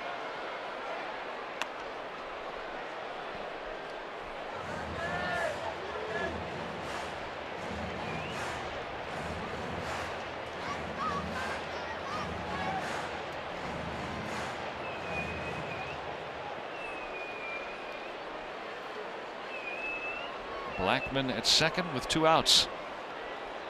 1-run game, 5th inning.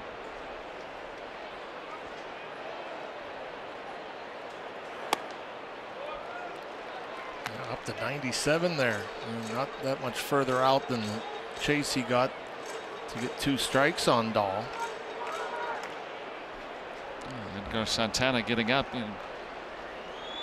Archer knows it should probably be his last inning.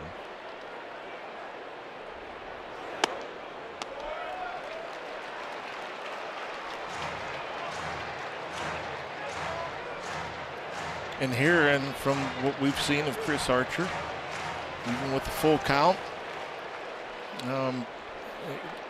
more times than not, I would say he goes with the breaking ball. He goes with that good slider.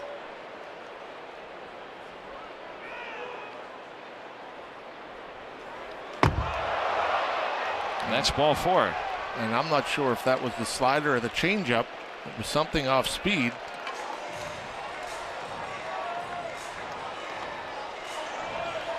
He's ahead 1-2. And he loses David Dahl, and Ray Searage will come out.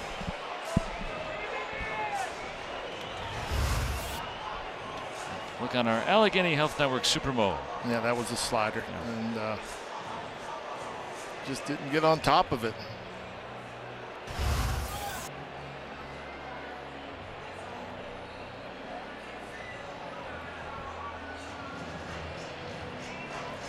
Yeah, you don't expect that from Chris Archer when you get ahead 1-2 in that situation. As a hitter, you're up there kind of in protection mode, and you're trying to battle, and the really 3 straight pitches that were really easy to take. There's nothing borderline about them, nothing that would tempt you to chase.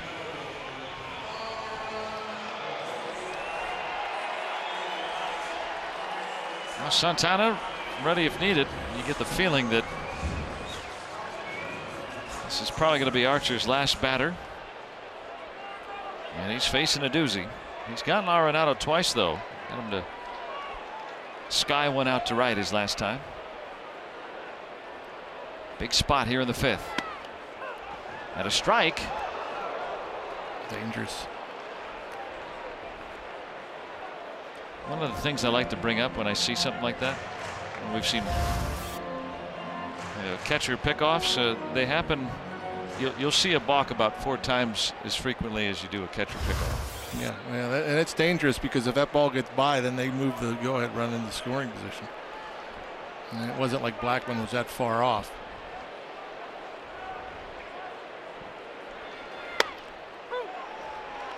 It's a good pitch there. Because I start thinking of a guy like Arenado with his 81 RBIs and that he knows how to hit with runners in scoring position, especially facing a guy like Chris Archer.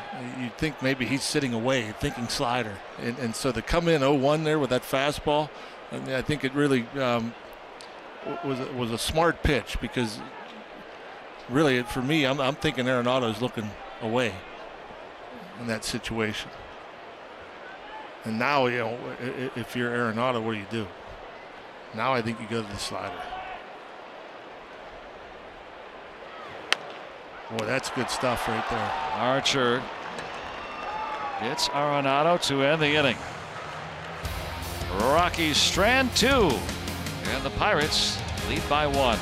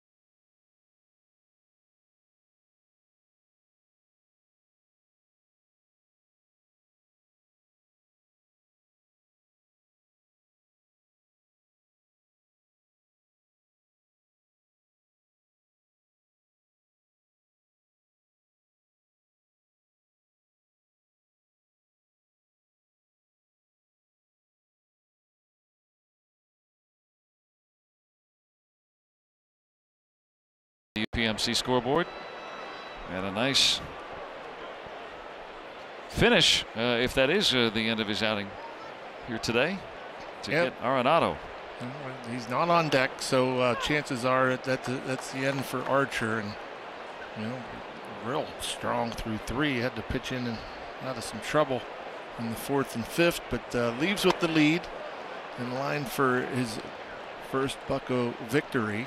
Look to add on some here. Echeverria with a double, intentionally passed.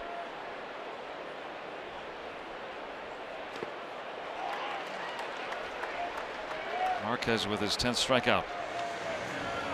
And a big one for Archer with 2 men aboard in a 1-run game, facing one of baseball's best hitters.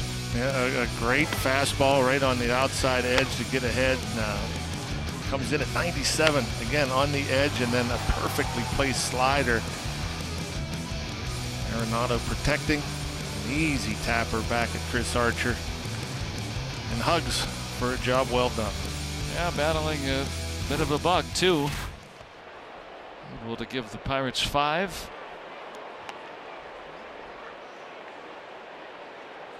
And getting that big final out.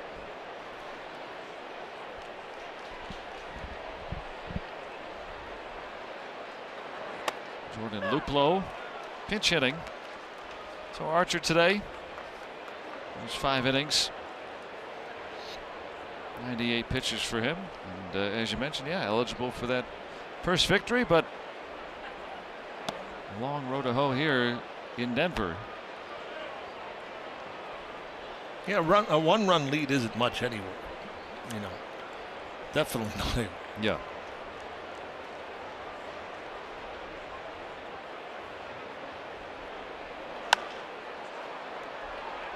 High into that mile-high sky.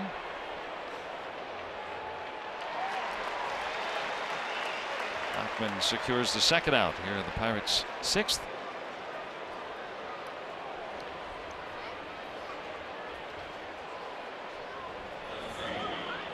And Dickerson today lined a base hit in his 3 trips. He's been a strikeout victim twice.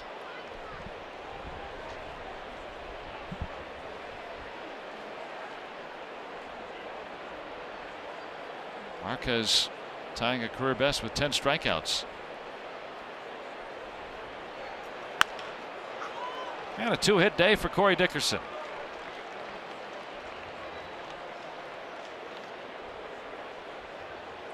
He just goes up there ready to hit. Each and every at bat, he's up there ready to hit. And if it's in, and it doesn't necessarily have to be in the strike zone for Corey Dickerson to get a hit. He's going to be aggressive.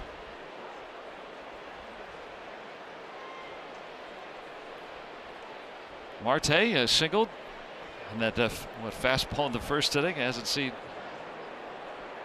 I don't think, a fastball to hit since then. You pointed that out, Rock, that Marquez was going to probably do that now with 2 outs in the inning. A little different, or? Well, wouldn't expect it to be until he shows me that he's ready to make an adjustment and sit on the slider or the curveball. I wouldn't attack Marte with a fastball.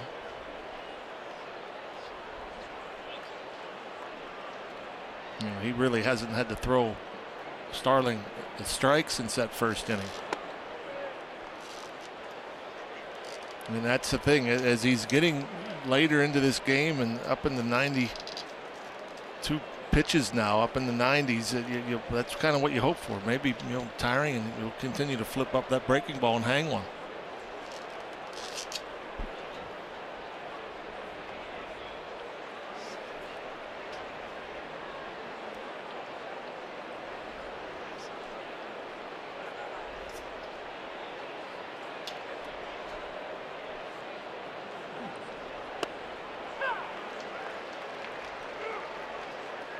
Ball and a strike.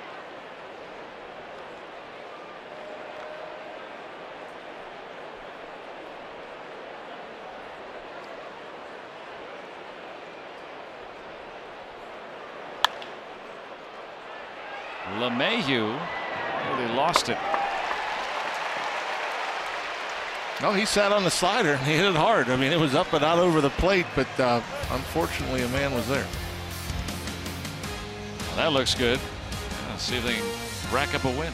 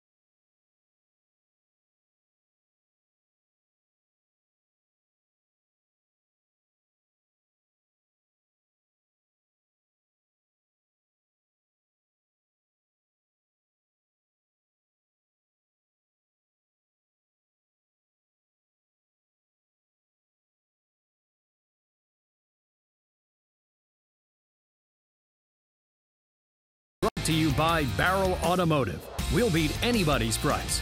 Find out more at barrel.com. And by Allegheny Health Network, official medical provider of the Pittsburgh Pirates and fans like you. Let's go Bucks! The Purple Row, which signifies 5,280 feet above sea level. 1 mile here in the Mile High City. Pirates have longer than that, it feels, to try to secure the series and a win today. Turn it over to the bullpen and Edgar Santana. Fine 281 ERA. Just 8 walks to go with the 46 strikeouts. 54th game. A reliable rookie right-hander. Pirates bullpen has been a bunch of young arms.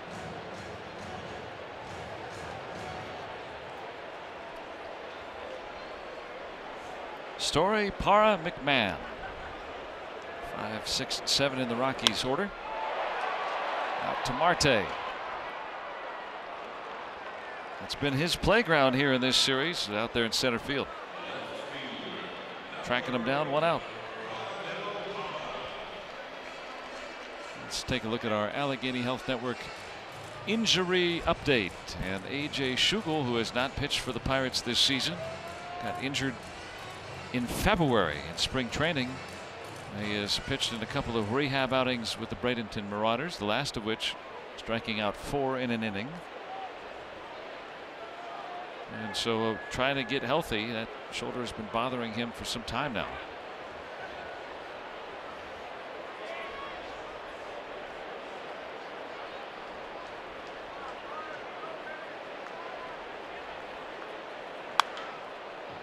So it could even be more reinforcements down the road for this Pirates pen. Yeah, we never know what's going to happen come September. Rosters are expanded. Who Clint Hurdle may have to work with. You know, Schugel would have liked to make the trip home back here to Colorado. Grew up here. There's Keone Kela. Stretching out, getting ready.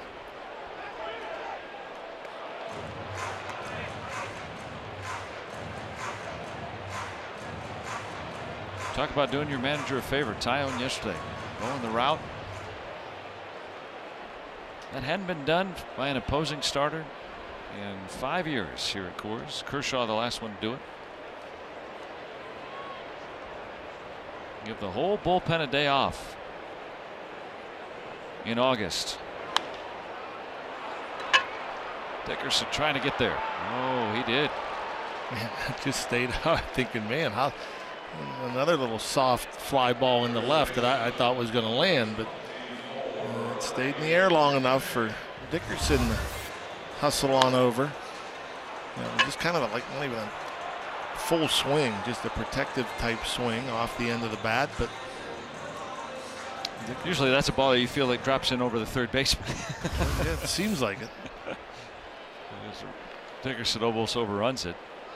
He's played here a lot before.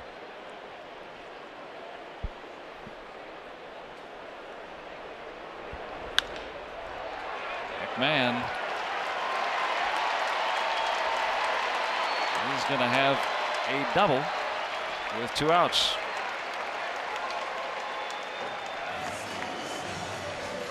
Hey-oh. Himself a hit. It's old Johnny Carson reference. Ed McMahon. Played Ed McMahon as a longtime sidekick. Back when there were only a few shows on at night. That's it. He laughed at everything. Yeah, he would laugh at me because he was paid to laugh. You, however, are not paid to laugh. You are paid to analyze the game. So if I ever get you to, I earn it. One day. A 2-out chance here for Walters.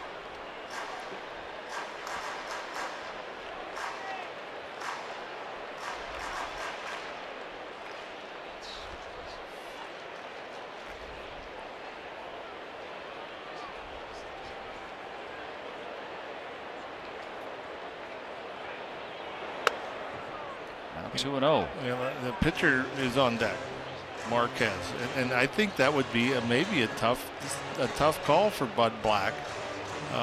The way he swings the bat, he's hit 2 bullets today. He's hitting .357 on the year. I mean, I doubt that they'll let him hit if Walters gets on here.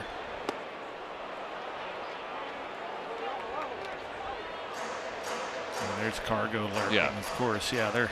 I mean, I don't care if you're a good hitting pitcher or not. Right. If you've got an option like that. Yeah, maybe thinking, oh, wow, we'll trick them. We'll let Marquez go up there with a bat. Maybe they'll walk him. And we'll send Cargo up there. But you have to throw this guy a strike. I'm sorry. He's hitting, coming into this game, hitting 157. So now that's dropped a bit down to 155. You got to attack this guy. You know, 4 pitches, not really, none of them close. Fortunate that he swung at 1. That's yeah. That hopefully you pitch out of it, but yeah, that doesn't make sense. Now that might be a spot we look back at. Hopefully not. And Santana's been good at not walking guys lately. It's been a little wobblier, but he's been one of the best at not walking guys for a long while now. Ray Surge wants to chat. Give him a little scouting report on Gonzalez. And it could be a little bit of a mechanical thing. I mean, you know, after the fly out the center at Story, a pitch he hit off the end of the bat. Parra swung at 3 pitches that were off the plate, up and away. McMahon hit a double on a ball that was borderline away to left center, and all 4 pitches there to Walters, all arm side, running well off the plate. So Ray Searage hopefully going to get him in the zone. Is already 4 mound visits for the black and gold. 2 blocks left. 2 blocks are better than 1. That's what we say in our household. I assumed. Well, 2 on for Gonzalez. Both teams have had some traction.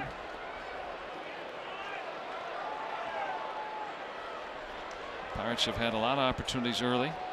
3 for 11 with men in scoring position. The Rockies 0 for 3.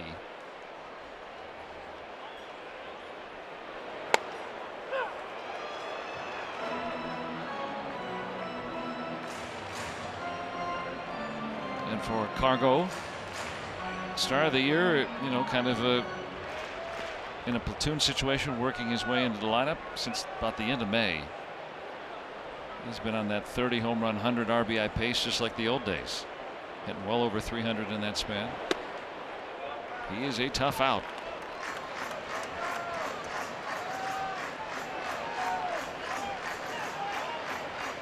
.32 years old. He can still turn around one in his 11th season.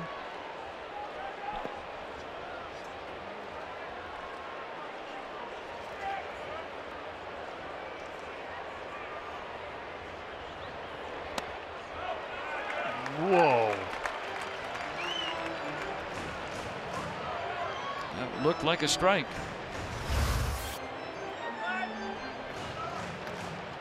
As a hitter, then when that pitch comes in, it literally, I mean, you'd almost have to turn around and say, why?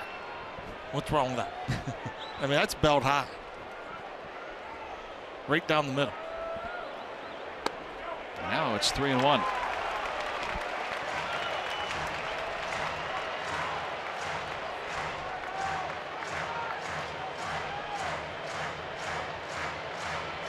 Really got away with that pitch, with Gonzalez taking it. Richard Rodriguez getting up. 1-run lead hanging in the balance here in the 6th. Driven but foul. Yeah, that's not a situation you want to be in with a guy like Carlos Gonzalez up there, and you fall behind 3-1, and you're forced to throw one down the heart of the plate. You know, enough life and enough on it to tie him up.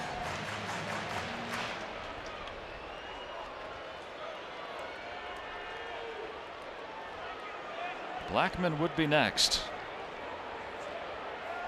2 on, 2 out.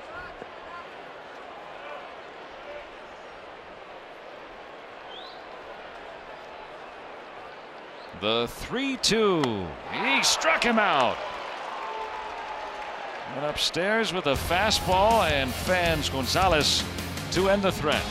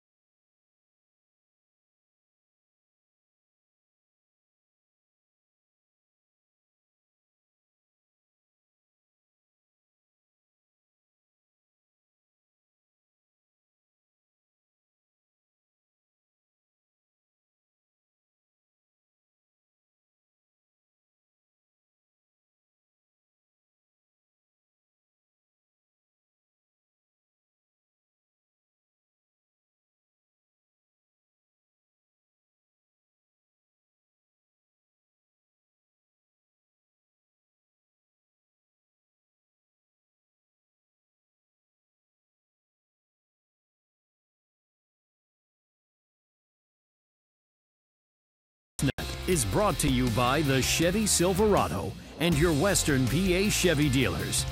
And by Levin's, the official furniture and mattress supplier to the Pittsburgh Pirates. For the best quality, service, and value, shop Levin's. Let's go Bucks! And Edgar Santana puts up an O, keeping the Pirates in the lead, 3-2.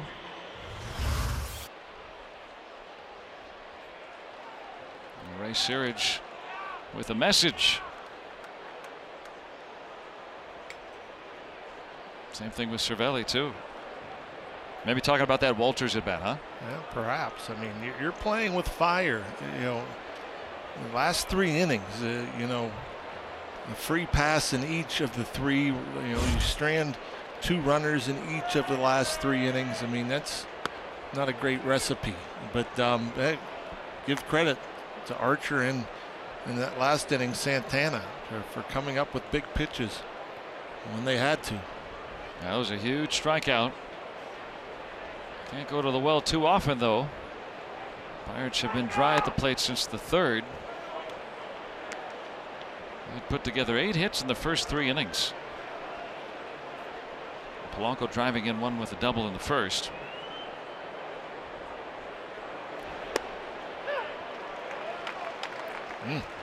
Familiar face, Sunhwan Oh. Kind of built like a linebacker, but pretty good. 2.38 ERA, 58 punch outs in 53 innings. In this ballpark, holding his opponents to a .212 batting average. Well, overall. Rogers Center in here. Yeah, that's where I was going. And he'll walk Polanco to start the 7th.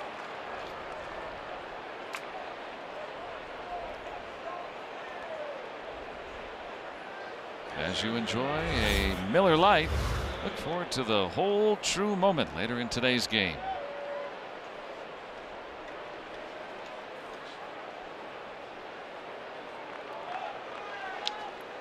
enjoy a nice beverage, take in some baseball. Maybe a Pirate Series win to start this road trip here in Denver. Always working on a scoreless streak. 13 2/3 innings. That dates back to his time with Toronto. He's been a Rocky for a couple weeks now. Polanco was running. And Blackman able to retrieve it for the first out.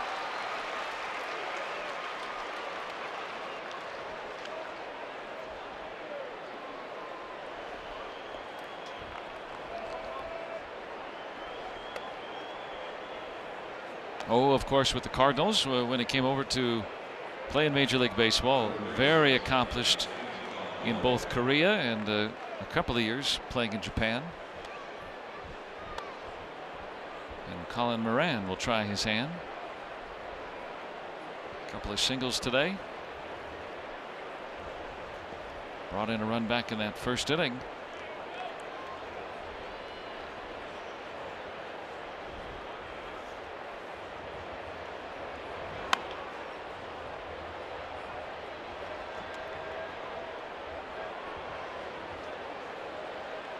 Pitch was a bit inside and Colin way out in front.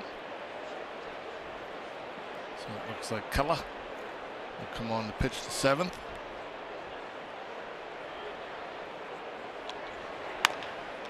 Off O's glove. Story recovers and gets an out. He's done that a couple of times in this series. Well, nice set by O. Yeah.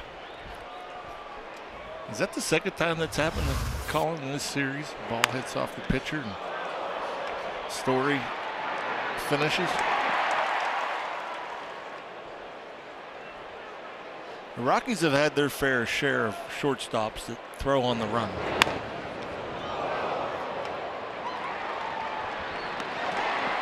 Of course, Clint Barmas was here for a while. Tulowitzki almost threw every ball on the run.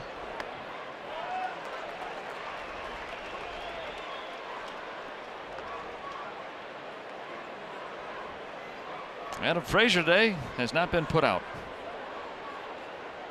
Continuing his scorching return to the big leagues.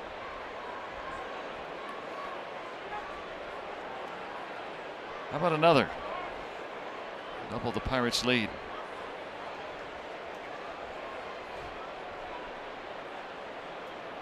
Now Polanco at second with 2 outs.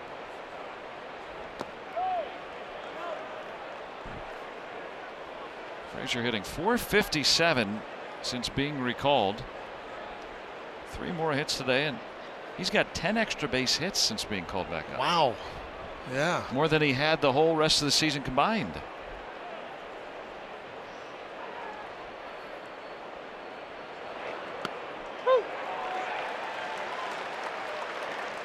Yeah, I don't think they want to throw him a fastball. He's been turning on him. Boy, look at that thing drop.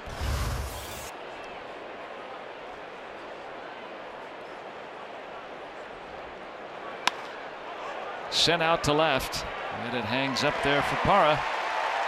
Pirates get the leadoff walk, but leave him on. Time to stretch, and the Pirates still lead by 1.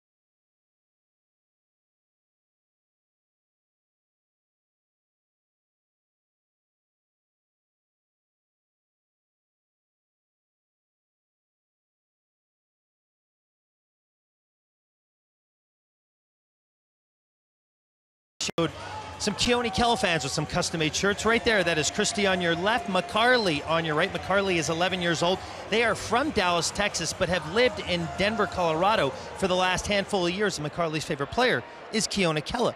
In spring training in Arizona in 2015, they went there to watch their favorite player play, and there they are getting some cool photos on their cell phones of their favorite player for the first time in a Bucko uniform. Keller was more than gracious and friendly to them. They've been fans ever since.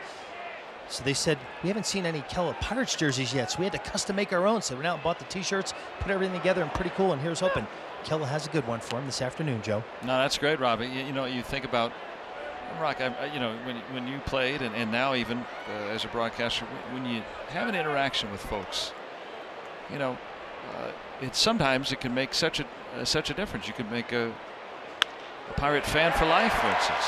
Oh yeah, for sure. Blackman greets Keller rudely, but he's been awfully good, primarily, of course, with the Texas Rangers. Closer down there in Texas. And as you see, a 3.26 ERA. Tough to hit that 2.10 opponent average. Lots of strikeouts. 38 2/3 innings. And he has been absolutely dominant against right-handed batters. The lefty Blackman was able to reach.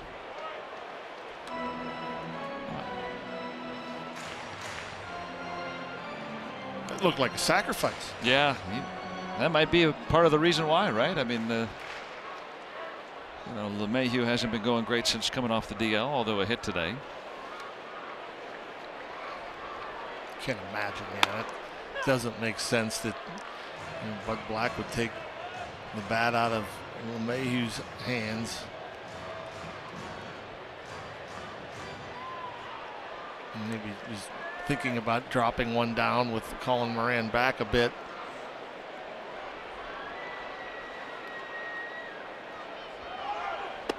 Blackman runs right on target, and they nail him.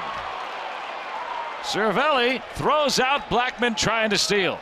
That's big. I wouldn't be surprised that's a hit and run. And Cervelli and Kella throw a fastball in that you really couldn't do much with. You see there, Blackman looked in. Not sure again if that was a hit and run or not. Now I'm starting to think that there was a tag made. I mean, This tag is very high. You know, you see the feet. He doesn't hit the feet. Oh no. Look on our Allegheny Health Network Supermo.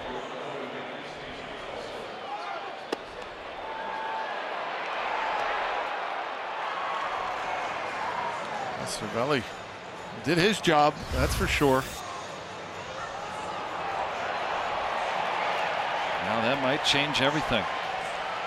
Putting the tying run in a scoring position with nobody out if the Rockies win the challenge. Let's look again. Is the tag anywhere? I don't understand that at all. I mean, the foot's right there. I mean, it's not like, you know, he moved the foot out of the way. I mean, it's right there. And then watch the glove come up. He brings the glove. Maybe he gets a little bit of the pant leg, but it was weird to see him bring the mitt up instead of just leaving it there. First game with the Pirates at Atlanta Echeverria. Just acquired from the Rays. Yeah, maybe. Hopefully they see that the pant leg move. Boy, it's a minute difference here. They've got to be able to prove that there was no tag. That call has to be indisputable evidence to the contrary for them to overturn it. The Pirates are hoping that there's just enough doubt in the umpires' minds in New York.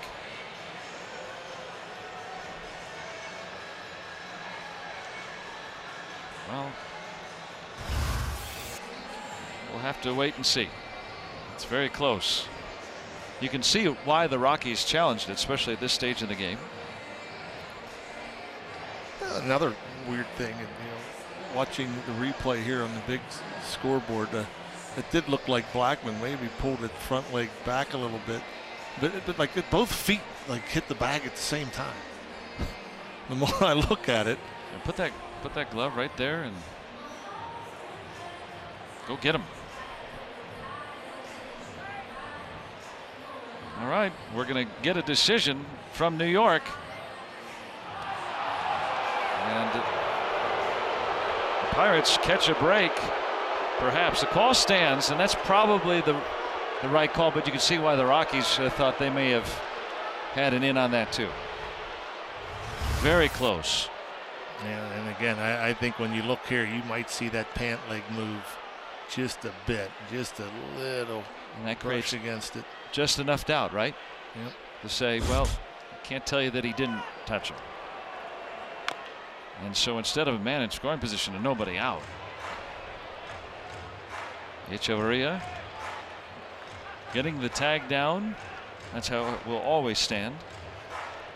And Cervelli throwing out Blackman.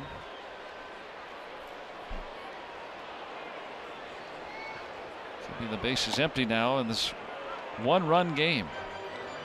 Kelly didn't get the call on the high curve.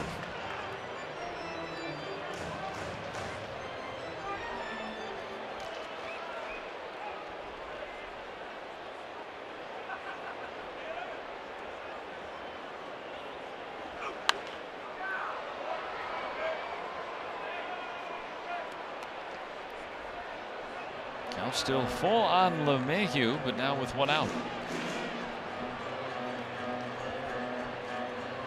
Yeah, you're going back to that stolen base attempt, and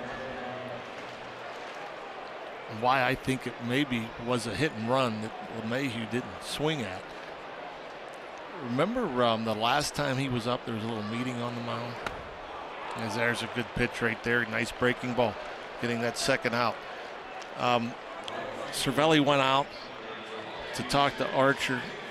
Echeverria and Frazier came all to the mound too. As there you'll see that breaking ball just disappears, that good downward break. And I was thinking at the time, didn't get a chance to talk about it, that they were probably talking about a potential hit and run, as Blackman also was on first base with one out. That particular play on the caught stealing, I don't know if you noticed, the shortstop Echeverria was covering. Typically, with a right-handed batter, the second baseman covers the bag. Okay, so the Pirates were actually sniffing out the hit and run, and that's why they switched up the coverage. Had Echeverria covering, but as a hitter, if the hit and run's on, you got to swing. Can't take. And that pitch, it kind of looked like LeMahieu had started a bit of a swing and then pulled his hands back, and because the pitch was so far in. But yeah, you have to do everything you can, right, to just foul it off or something, just to spoil the runner. Blackman, not the base stealer he was a few years ago.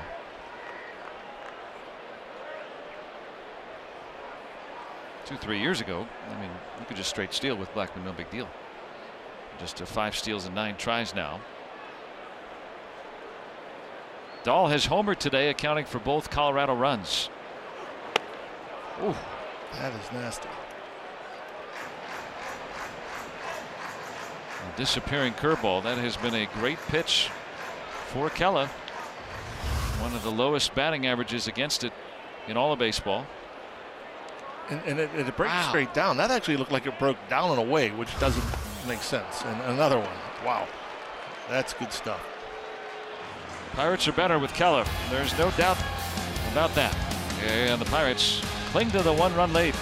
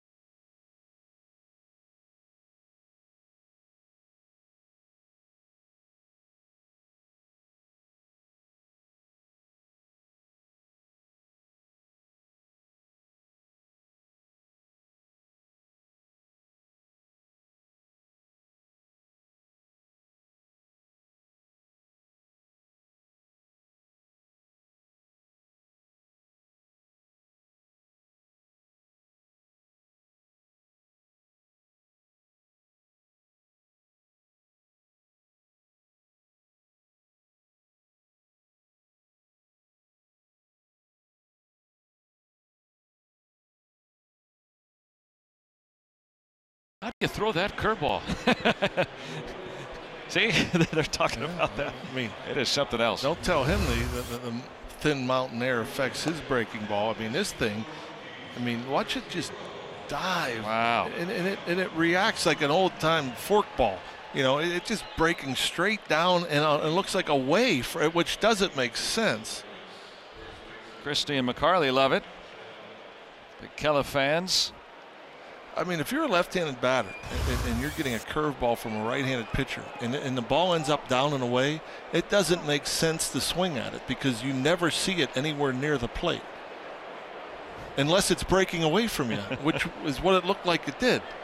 And a curveball isn't supposed to break away from a left-handed batter. It's supposed to break into a left-handed batter. We're seeing why the Pirates went out and got him. There's Adam Ottavino. Wow, 81 strikeouts, 155 opponent average. Last time he pitched, he came on with a 3-run lead in Milwaukee on Sunday, and they went to extra innings. He's been working with an ERA hovering around 1 all year. And it started with the number on his back for most of it.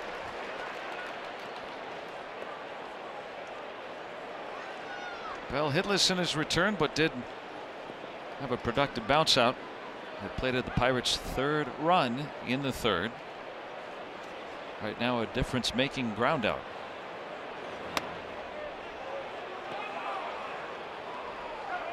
Wouldn't it be something if this score holds up? Everything that we thought we knew yeah, does not happen in this series. I mean, good pitching and it's been a very anti-Coors series. Yeah, it's been great pitching from the Pirates side. I mean, you can't say enough about Musgrove and Tyone, Archer. Still would like to give them a little more insurance. Sure. 4 runs in 21 innings for the starters. That's going to go foul.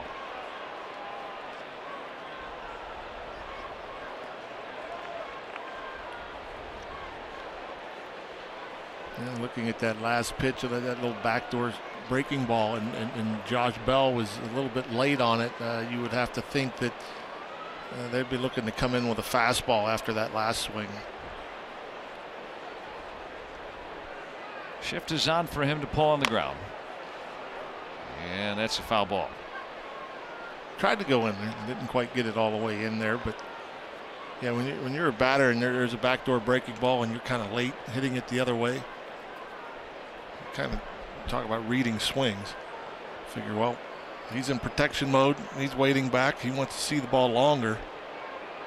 So you try to tie him up inside. And Josh Bell does a nice job of wasting that last one.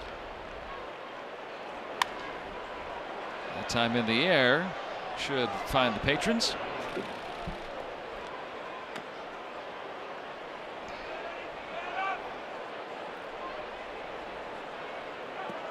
Ottavino wears number 0 for the letter O that begins his last name.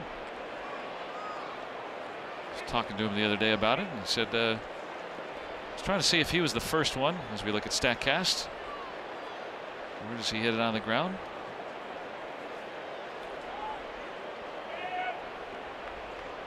Kept thinking he was the first one of this era to wear a single digit. He and I put our brains together and we couldn't come up with whether he was or not, so certainly one of them.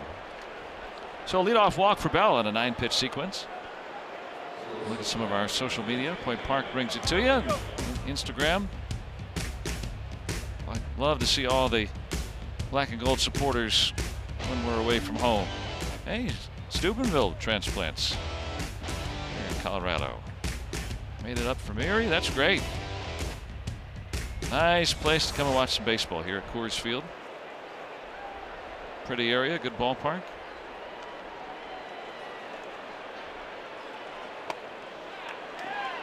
Echevarria in his Pirates debut.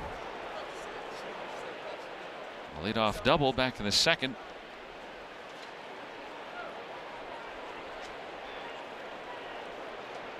Bell, a leadoff walk here in the 8th.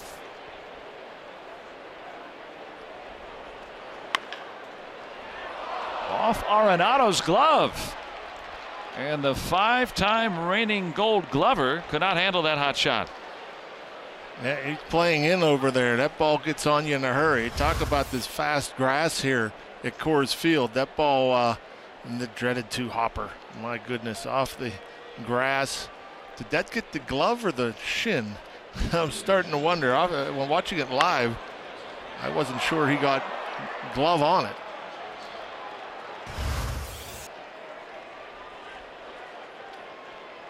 You don't see him make too many mistakes over there. That ball was just hit too hard to handle. Just his 8th error. Look at on the lowdown, some tweets about Echeverria. 2 on with nobody out for the Buccos. Wearing number 15 now. Everybody tweeting at him. Danny11 is his Twitter. Yeah, you know, it's him playing short. You want to see a bunch of action. I mean, he got one little routine grounder back in the first inning. That's it. Go figure, right?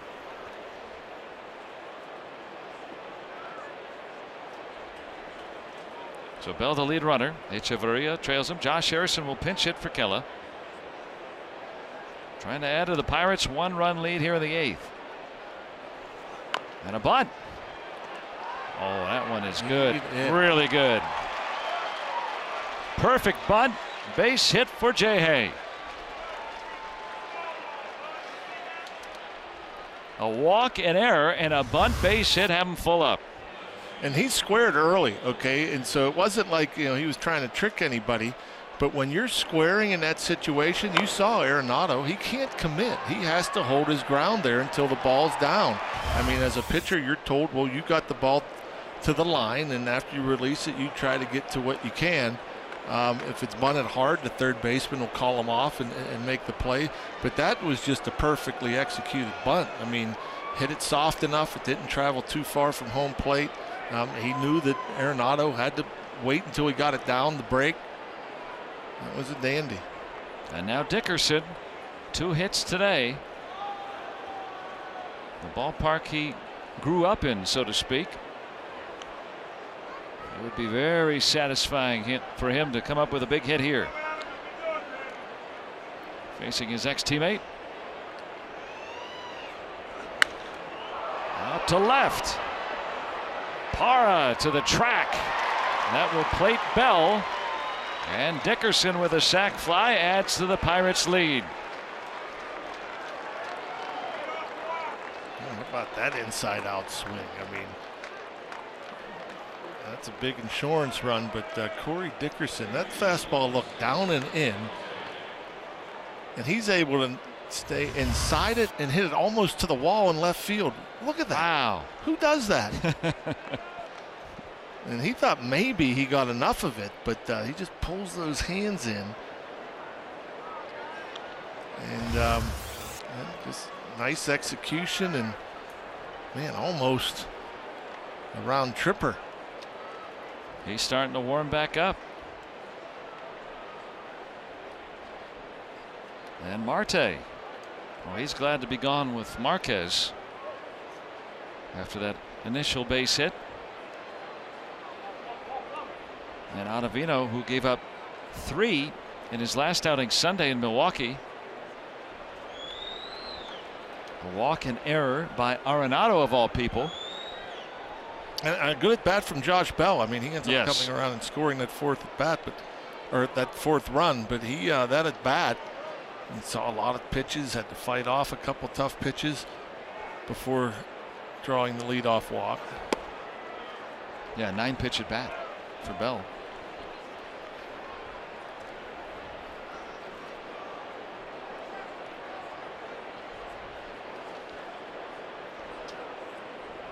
Echeverria on at second. Jay Hay at first.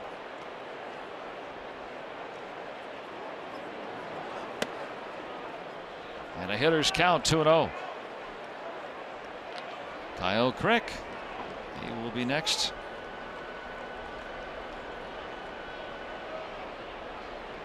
Trying to win it for Archer, who went the first 5 today.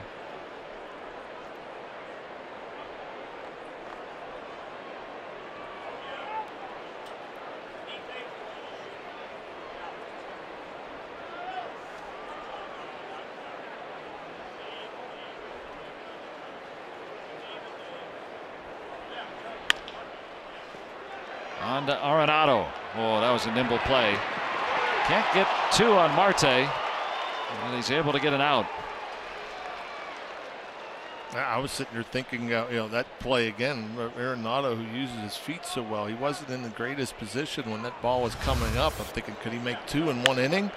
And, you see at the very end, he started over to his left, and then he went not only to his left, but a little deeper to be able to get a handle on that ball. And there you see the close play at first base.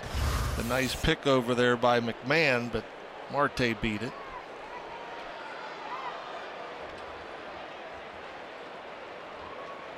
So Harrison forced men at the corners with 2 outs, a run in here in the 8th. Polanco doubled back in the first inning. He's walked today. Marte runs, and he'll stand at second.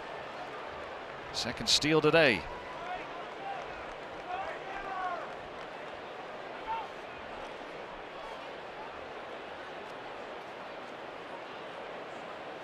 And now Polanco's going to be walked.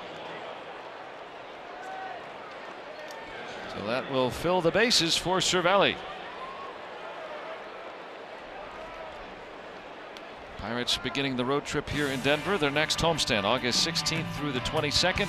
A 4-game weekend series against the Cubs and 3 games against Atlanta. Their first look against the Braves. Free Shirt Friday, Dollar Dog Night August 17th. Zambelli Fireworks on the 18th. And a Kids Day on Sunday the 19th. Go to pirates.com/tickets.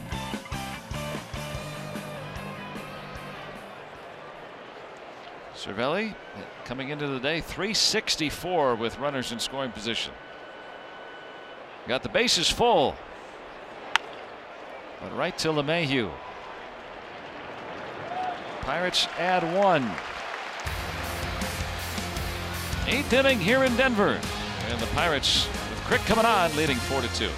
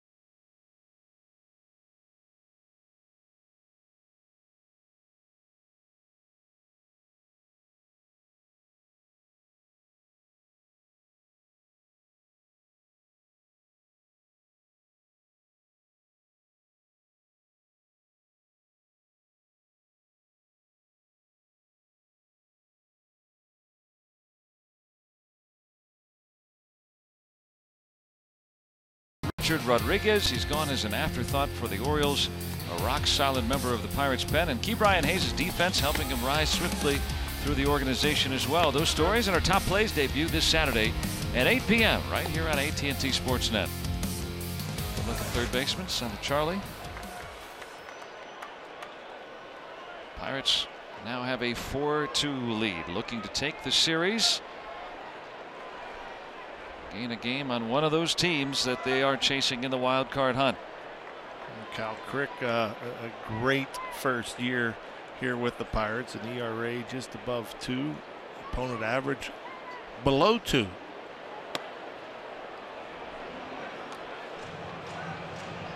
Arenado.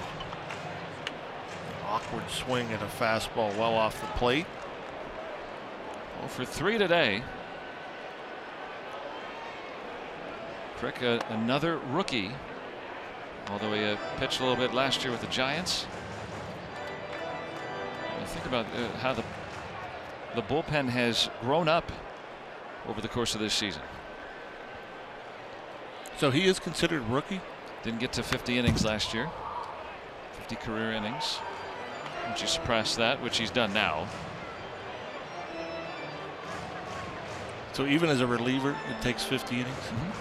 130 at bats, 50 innings are the thresholds for rookie status, or there are some service time requirements that can also put you over that.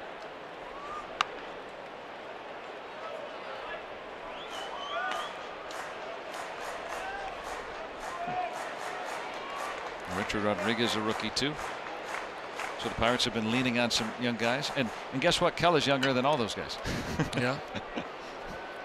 I just didn't see the little plus next to Crick's name in the stat sheet. Well, then he might have had enough service time.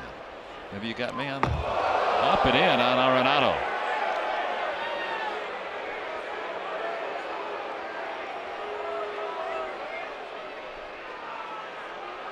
Yeah, that's a pitch that just gets away. It doesn't look good when you miss that badly on a 1-2 pitch. And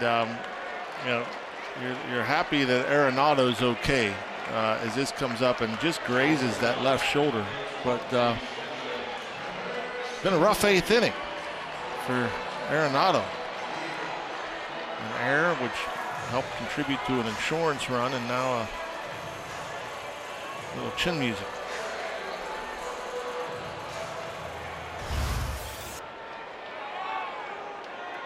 With the leadoff man on. That first breaking ball that Crick tried to snap wasn't very sharp. See if he's got that today or not. Trevor Story has doubled today. He represents the tying run here in the 8th inning.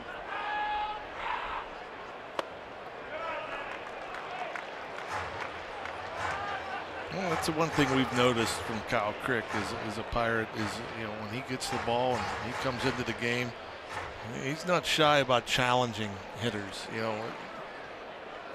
Here at 2-0, no question what he's coming with. He's going to challenge with a fastball.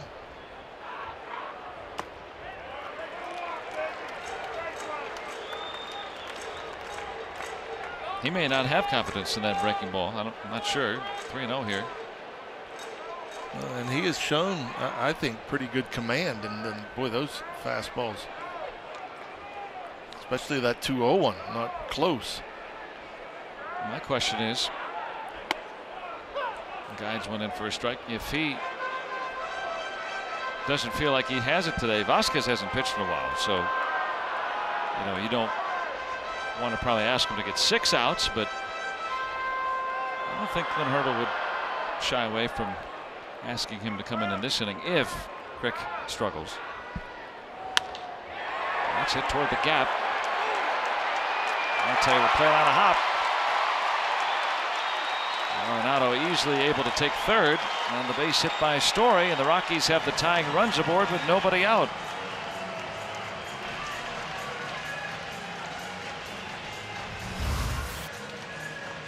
This ball hit a little bit off the end of the bat, still carries a ways out there. The way Story reacted, I think he thought it was going to be caught. And you see Marte pulls up a little bit, grabs it and just lobs it in, which is also dangerous.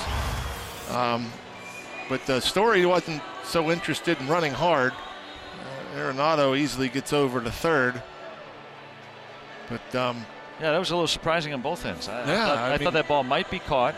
Wasn't an easy play, but I thought it might be caught. As a batter, when you hit the ball out there, now it's not a routine play, and in fact, Arenado was fairly certain it was going to drop in, and no surprise it dropped in. I'm not saying it was a catchable ball, sure. But you know, as the batter here, and you're down 2 runs, and it's the 8th inning, and there's no excuse whatsoever to not be running hard out of the box and taking a hard turn. I mean, that ball's hit almost 400 feet away when Marte picks it up. It's a long throw. You go hard out of the box, take a good turn, see a lob from center field. You're on second base as the tying run. Yeah. So the Pirates catch a break. They would gladly give up a 3rd run here and turn 2 on Parra, who has ground into 5 double plays. Does runs pretty decently. Crick's wild. Once in a while.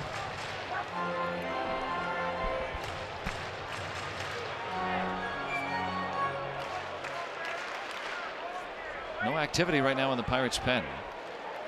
Just now starting to see some movement out there. Just now.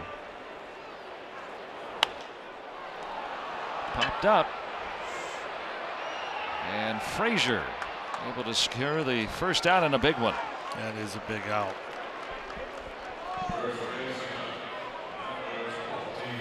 Hitting that jam shot.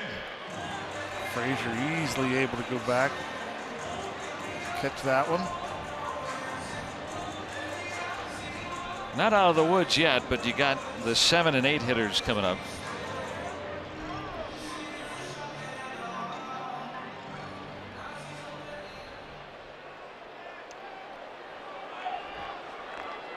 Just noticing a couple of pitches that Kyle Crick has thrown as he comes set. Boy, he's had a couple of balks this year, and he barely stops. That time he came set. And Story running on the pitch. Arenado scores. Stu Cole will hold him at 3rd. And that ball trickling away. McMahon driving in a run, and now the Rockies have the tying run 90 feet away with 1 out.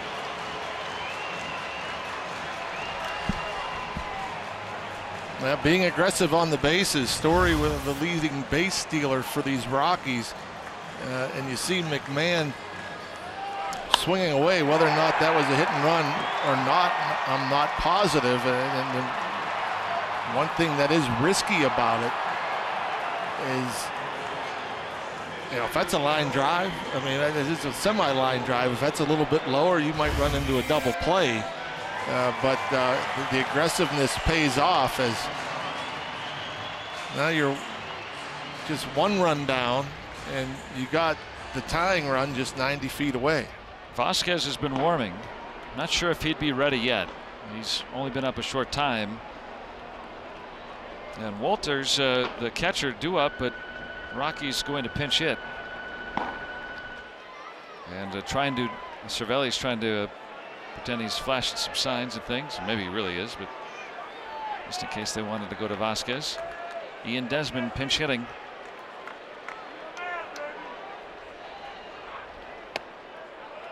That's a big difference. Desmond, big time power, 19 home runs.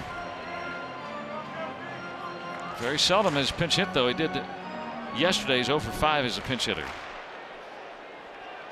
Story at 3rd, McMahon the go-ahead run at 1st with 1 out. Foul tip. 98 from Crick. And since that first batter, I don't think he's thrown a breaking ball since then. No, and obviously the fastball command hasn't been his best. That 1-2 fastball that hits Arenado. Kind of in survival mode right now. Flared to right. Do you catch that ball if you could? That's exactly what I was thinking. I mean, that's almost a guarantee that they are going to tie the game if you catch it. Palauka was trying to catch it. If you can get behind it in foul ground, sure, right? if you think you can throw out if the you runner? get behind it, if it's shallow enough. I mean, you're in a situation there where that seems like that would be too deep anyway. Yeah, that's probably too deep. Had no momentum coming towards home. You got to fish it out of the seats. There's no chance.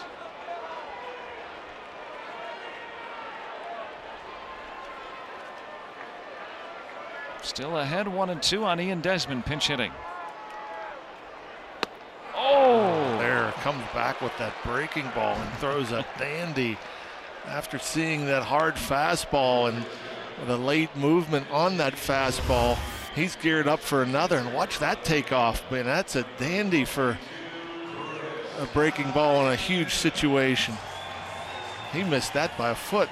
Looked like it was going to be on the outer edge, and then had a turn signal on it. Big strikeout of Desmond.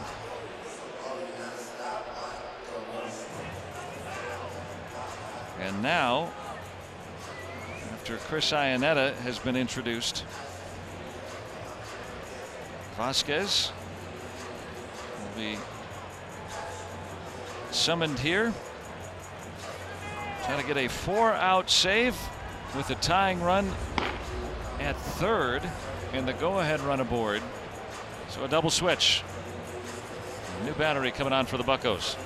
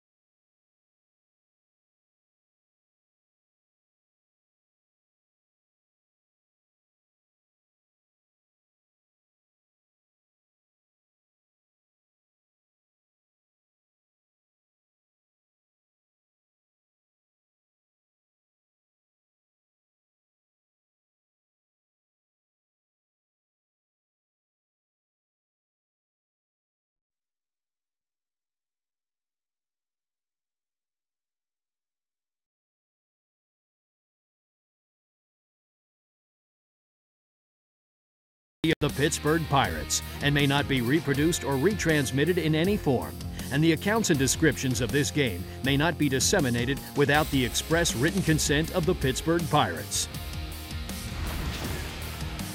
Kyle Crick is out, and Felipe Vasquez trying to get the final 4 outs. Cervelli also double switched out. He made the final out last inning. Vasquez hopes to get the final 4 outs here and earn a save and get the Pirates a series win. If he does get the final 4 outs, it'll be save number 26. Improve on the 3.09 ERA and perhaps improve on the 65 strikeouts in 46 2/3 innings. So Diaz in to catch. Iannetta pinch hitting for Adam Ottavino. Ball 1 to him.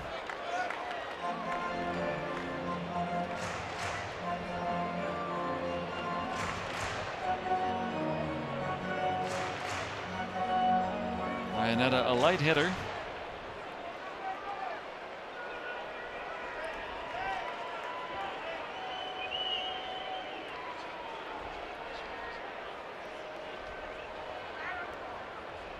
Runners at the corners. And now 2-0.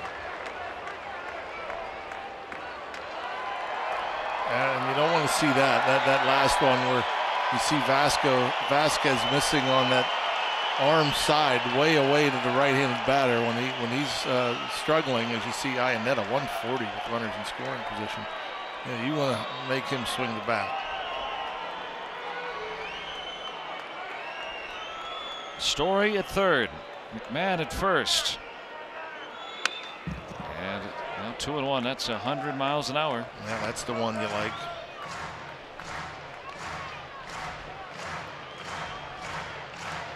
Vasquez had to get up in a hurry once Crick showed that he was a little wildness today.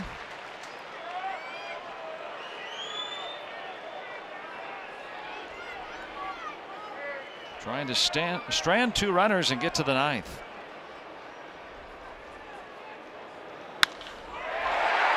Diving stop by Frazier. Wow, that's huge. Down goes Frazier, and he comes up with a big save to keep the Pirates in the lead.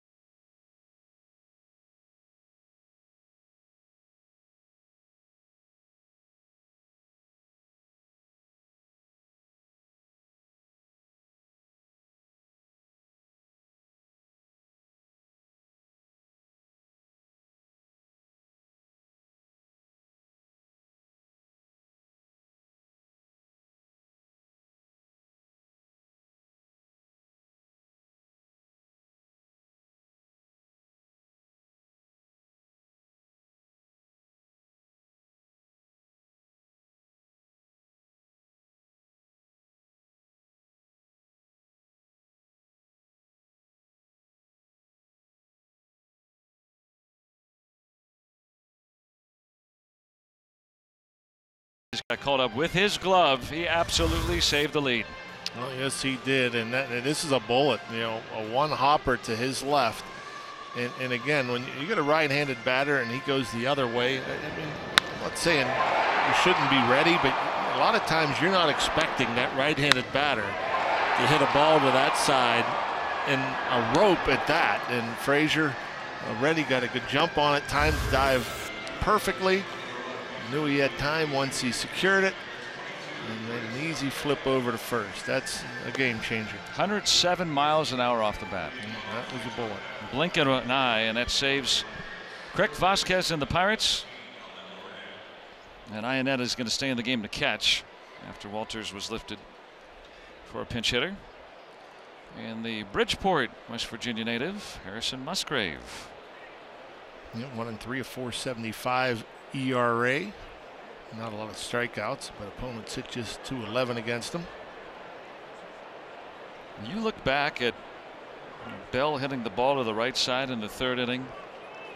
Moran with his 2-out single in the 1st to plate a run, or last inning. Getting a walk, an error.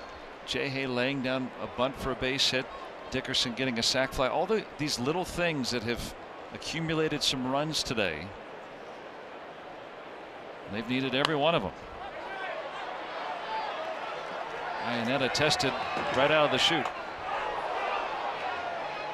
Yeah, I mean, sometimes you can go out there and score a bunch of runs like yesterday, or you can get a great pitching performance and just a key hit or two, or maybe a homer. Sometimes you need the fundamentals. Sometimes you need the good defense. The sacrifice fly. It's the small ball. The small ball still matters. Especially this afternoon in the heat of a pennant chase.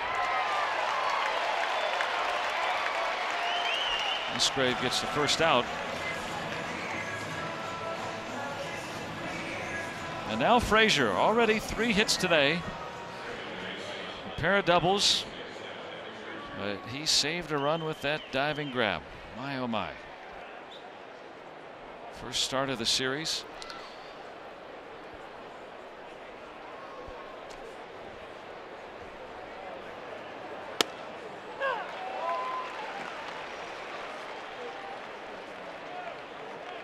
The active leader in baseball with the best batting average for a lefty against lefty pitching, 327 lifetime. It hasn't mattered to him much.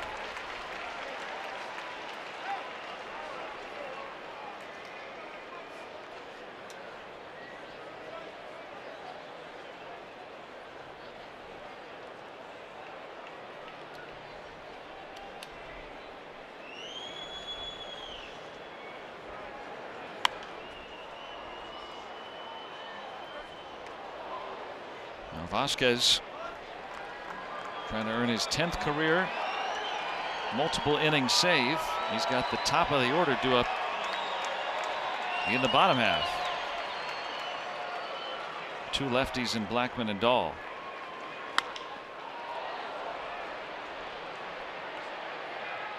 And Blackman able to snare it for the second out.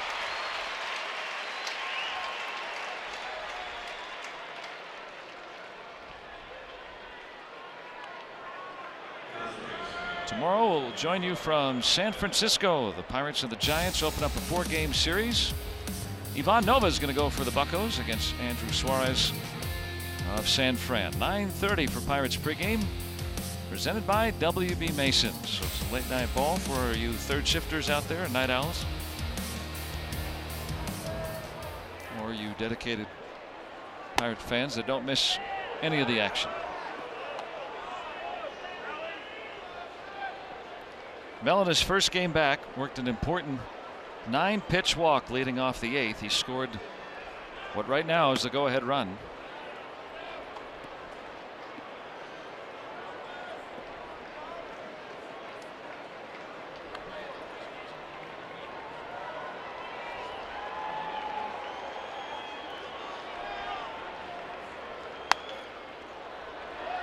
Now 2 balls and a strike. Musgrave, the Rockies pitcher, growing up in near Morgantown, and went to Three Rivers a little bit as a kid. His dad was an Orioles fan because he did some work in Baltimore, so he sheepishly admitted that he was not a Pirate fan. No appeal on that.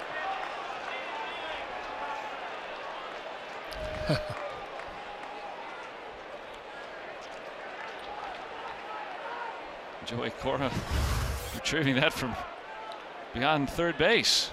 That's a pretty good bat toss.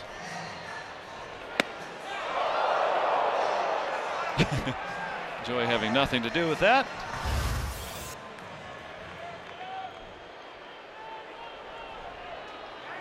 They played a little.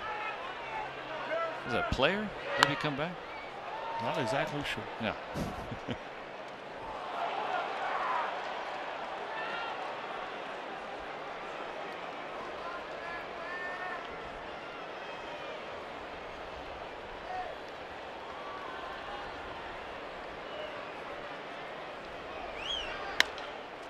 Out to Arenado. Records the final out. Pirates down in order of the 9th. 3 outs away from a victory here in this 1-run game. The top of the order coming up against Vasquez.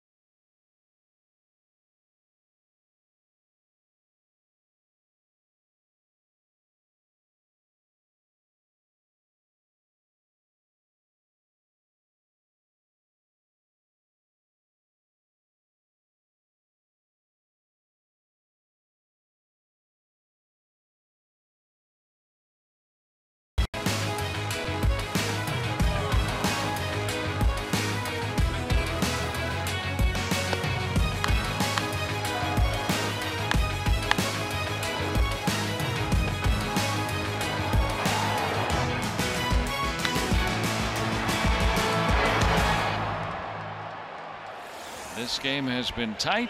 It has been tense.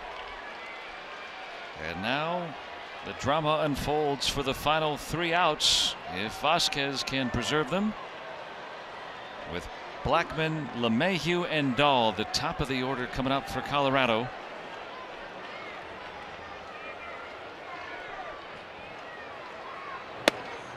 And you'd like it to be tidy. You'd like it to be stress-free. Preferably 3 up, 3 down, so we don't have to see any more of Nolan Arenado. He's due up 4th in the inning. That's important to note. Blackman 2 singles his last 2 times up.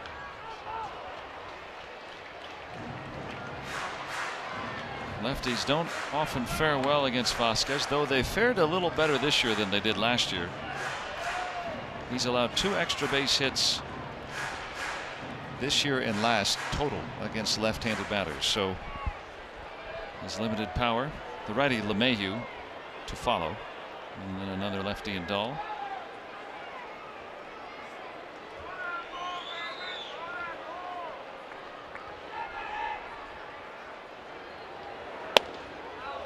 Hmm. 101 on the knees, not getting the call. We don't see that low strike called very often these days. No, that's the one more than any other that certain umpires will call it, so certain won't.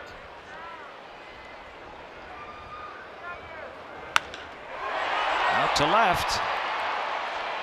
1 out.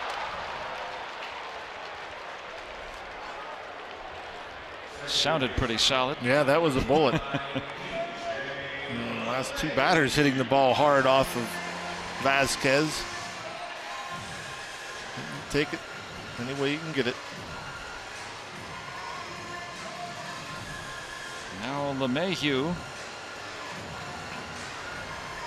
He's still as cool as a cucumber, isn't he? He's got that relaxed persona.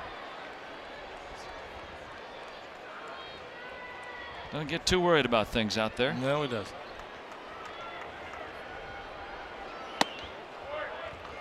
He's going to get his outs, and then he's going to play some music. Got a T-shirt that says DJ Nightmare on it. Yeah. Got some digital turntables that he likes to play after the Pirates' victory.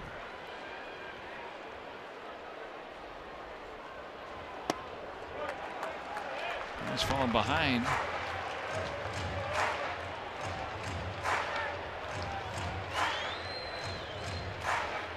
Now LeMahieu's hit lefties pretty well. Now Vasquez not an ordinary lefty, but .333 this season.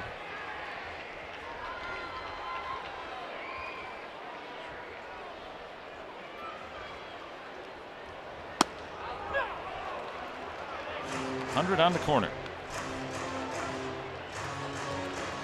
It's tough to hit, no matter where it is.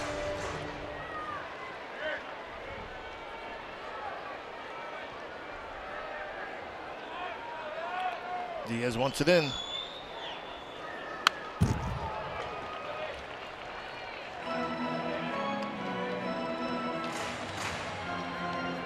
Two balls, 2 strikes. Dahl waiting. He's homered today.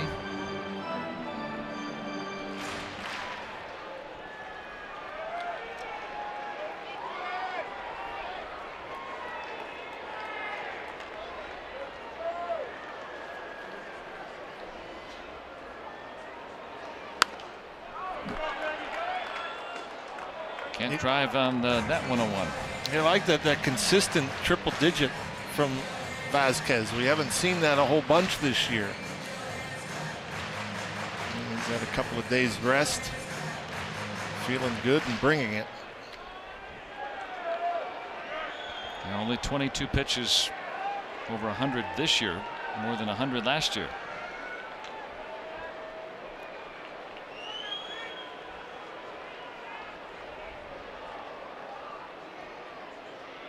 Another 2-2.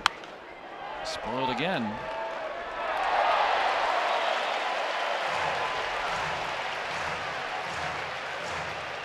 He's racking up plenty today.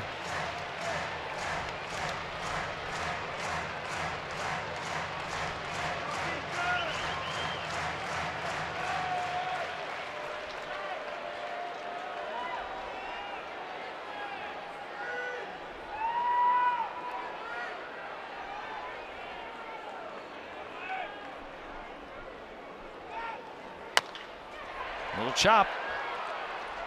And Frazier gets the second out.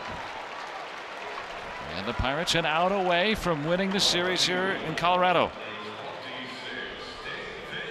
You look back at last night and Tyone going the distance. Everybody's fresh today. Didn't have to use anybody yesterday. No, didn't have to use a soul, and that's important. I mean, every now and again, these guys need a day off. You know, the way bullpens are used nowadays, and how infrequent it is that a starting pitcher can go the full 9 or even 7 for that matter, but got that too from Joe Musgrove on Monday. A lot of movement. Dahl hit a 2-run home run in the 4th off Chris Archer. He went the requisite 5 today. Pitching under the weather. Right now poised for his first victory as a Pirate.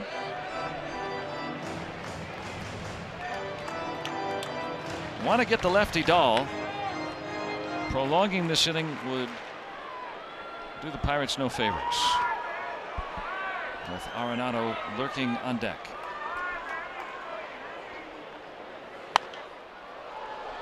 And now a strike away from victory.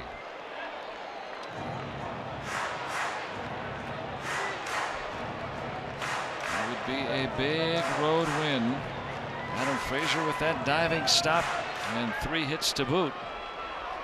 That saved the 8th inning. Moran got things going with a 2-out single. Back in the 1st, drove in a run. Starling Marte scoring that first run of the game.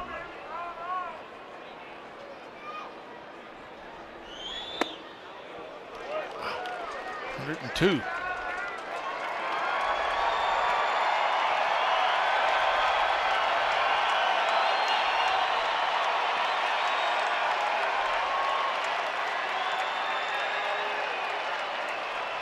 Two and 2 on David Dahl. Vasquez trying to complete the 4-out save.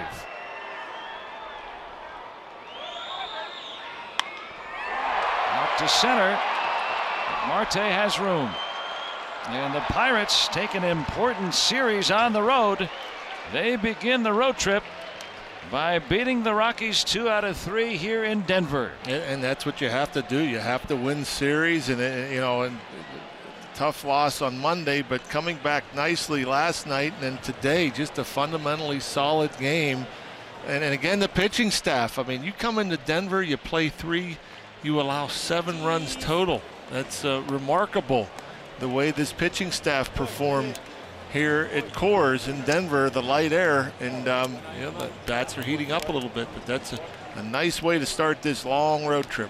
And a good fundamental victory for the Pirates today too, really in all phases. Vasquez nailing down the save, and the Pirates win it 4-3 here at Coors Field. Let's go back to our studios and check in now with Rob and Michael.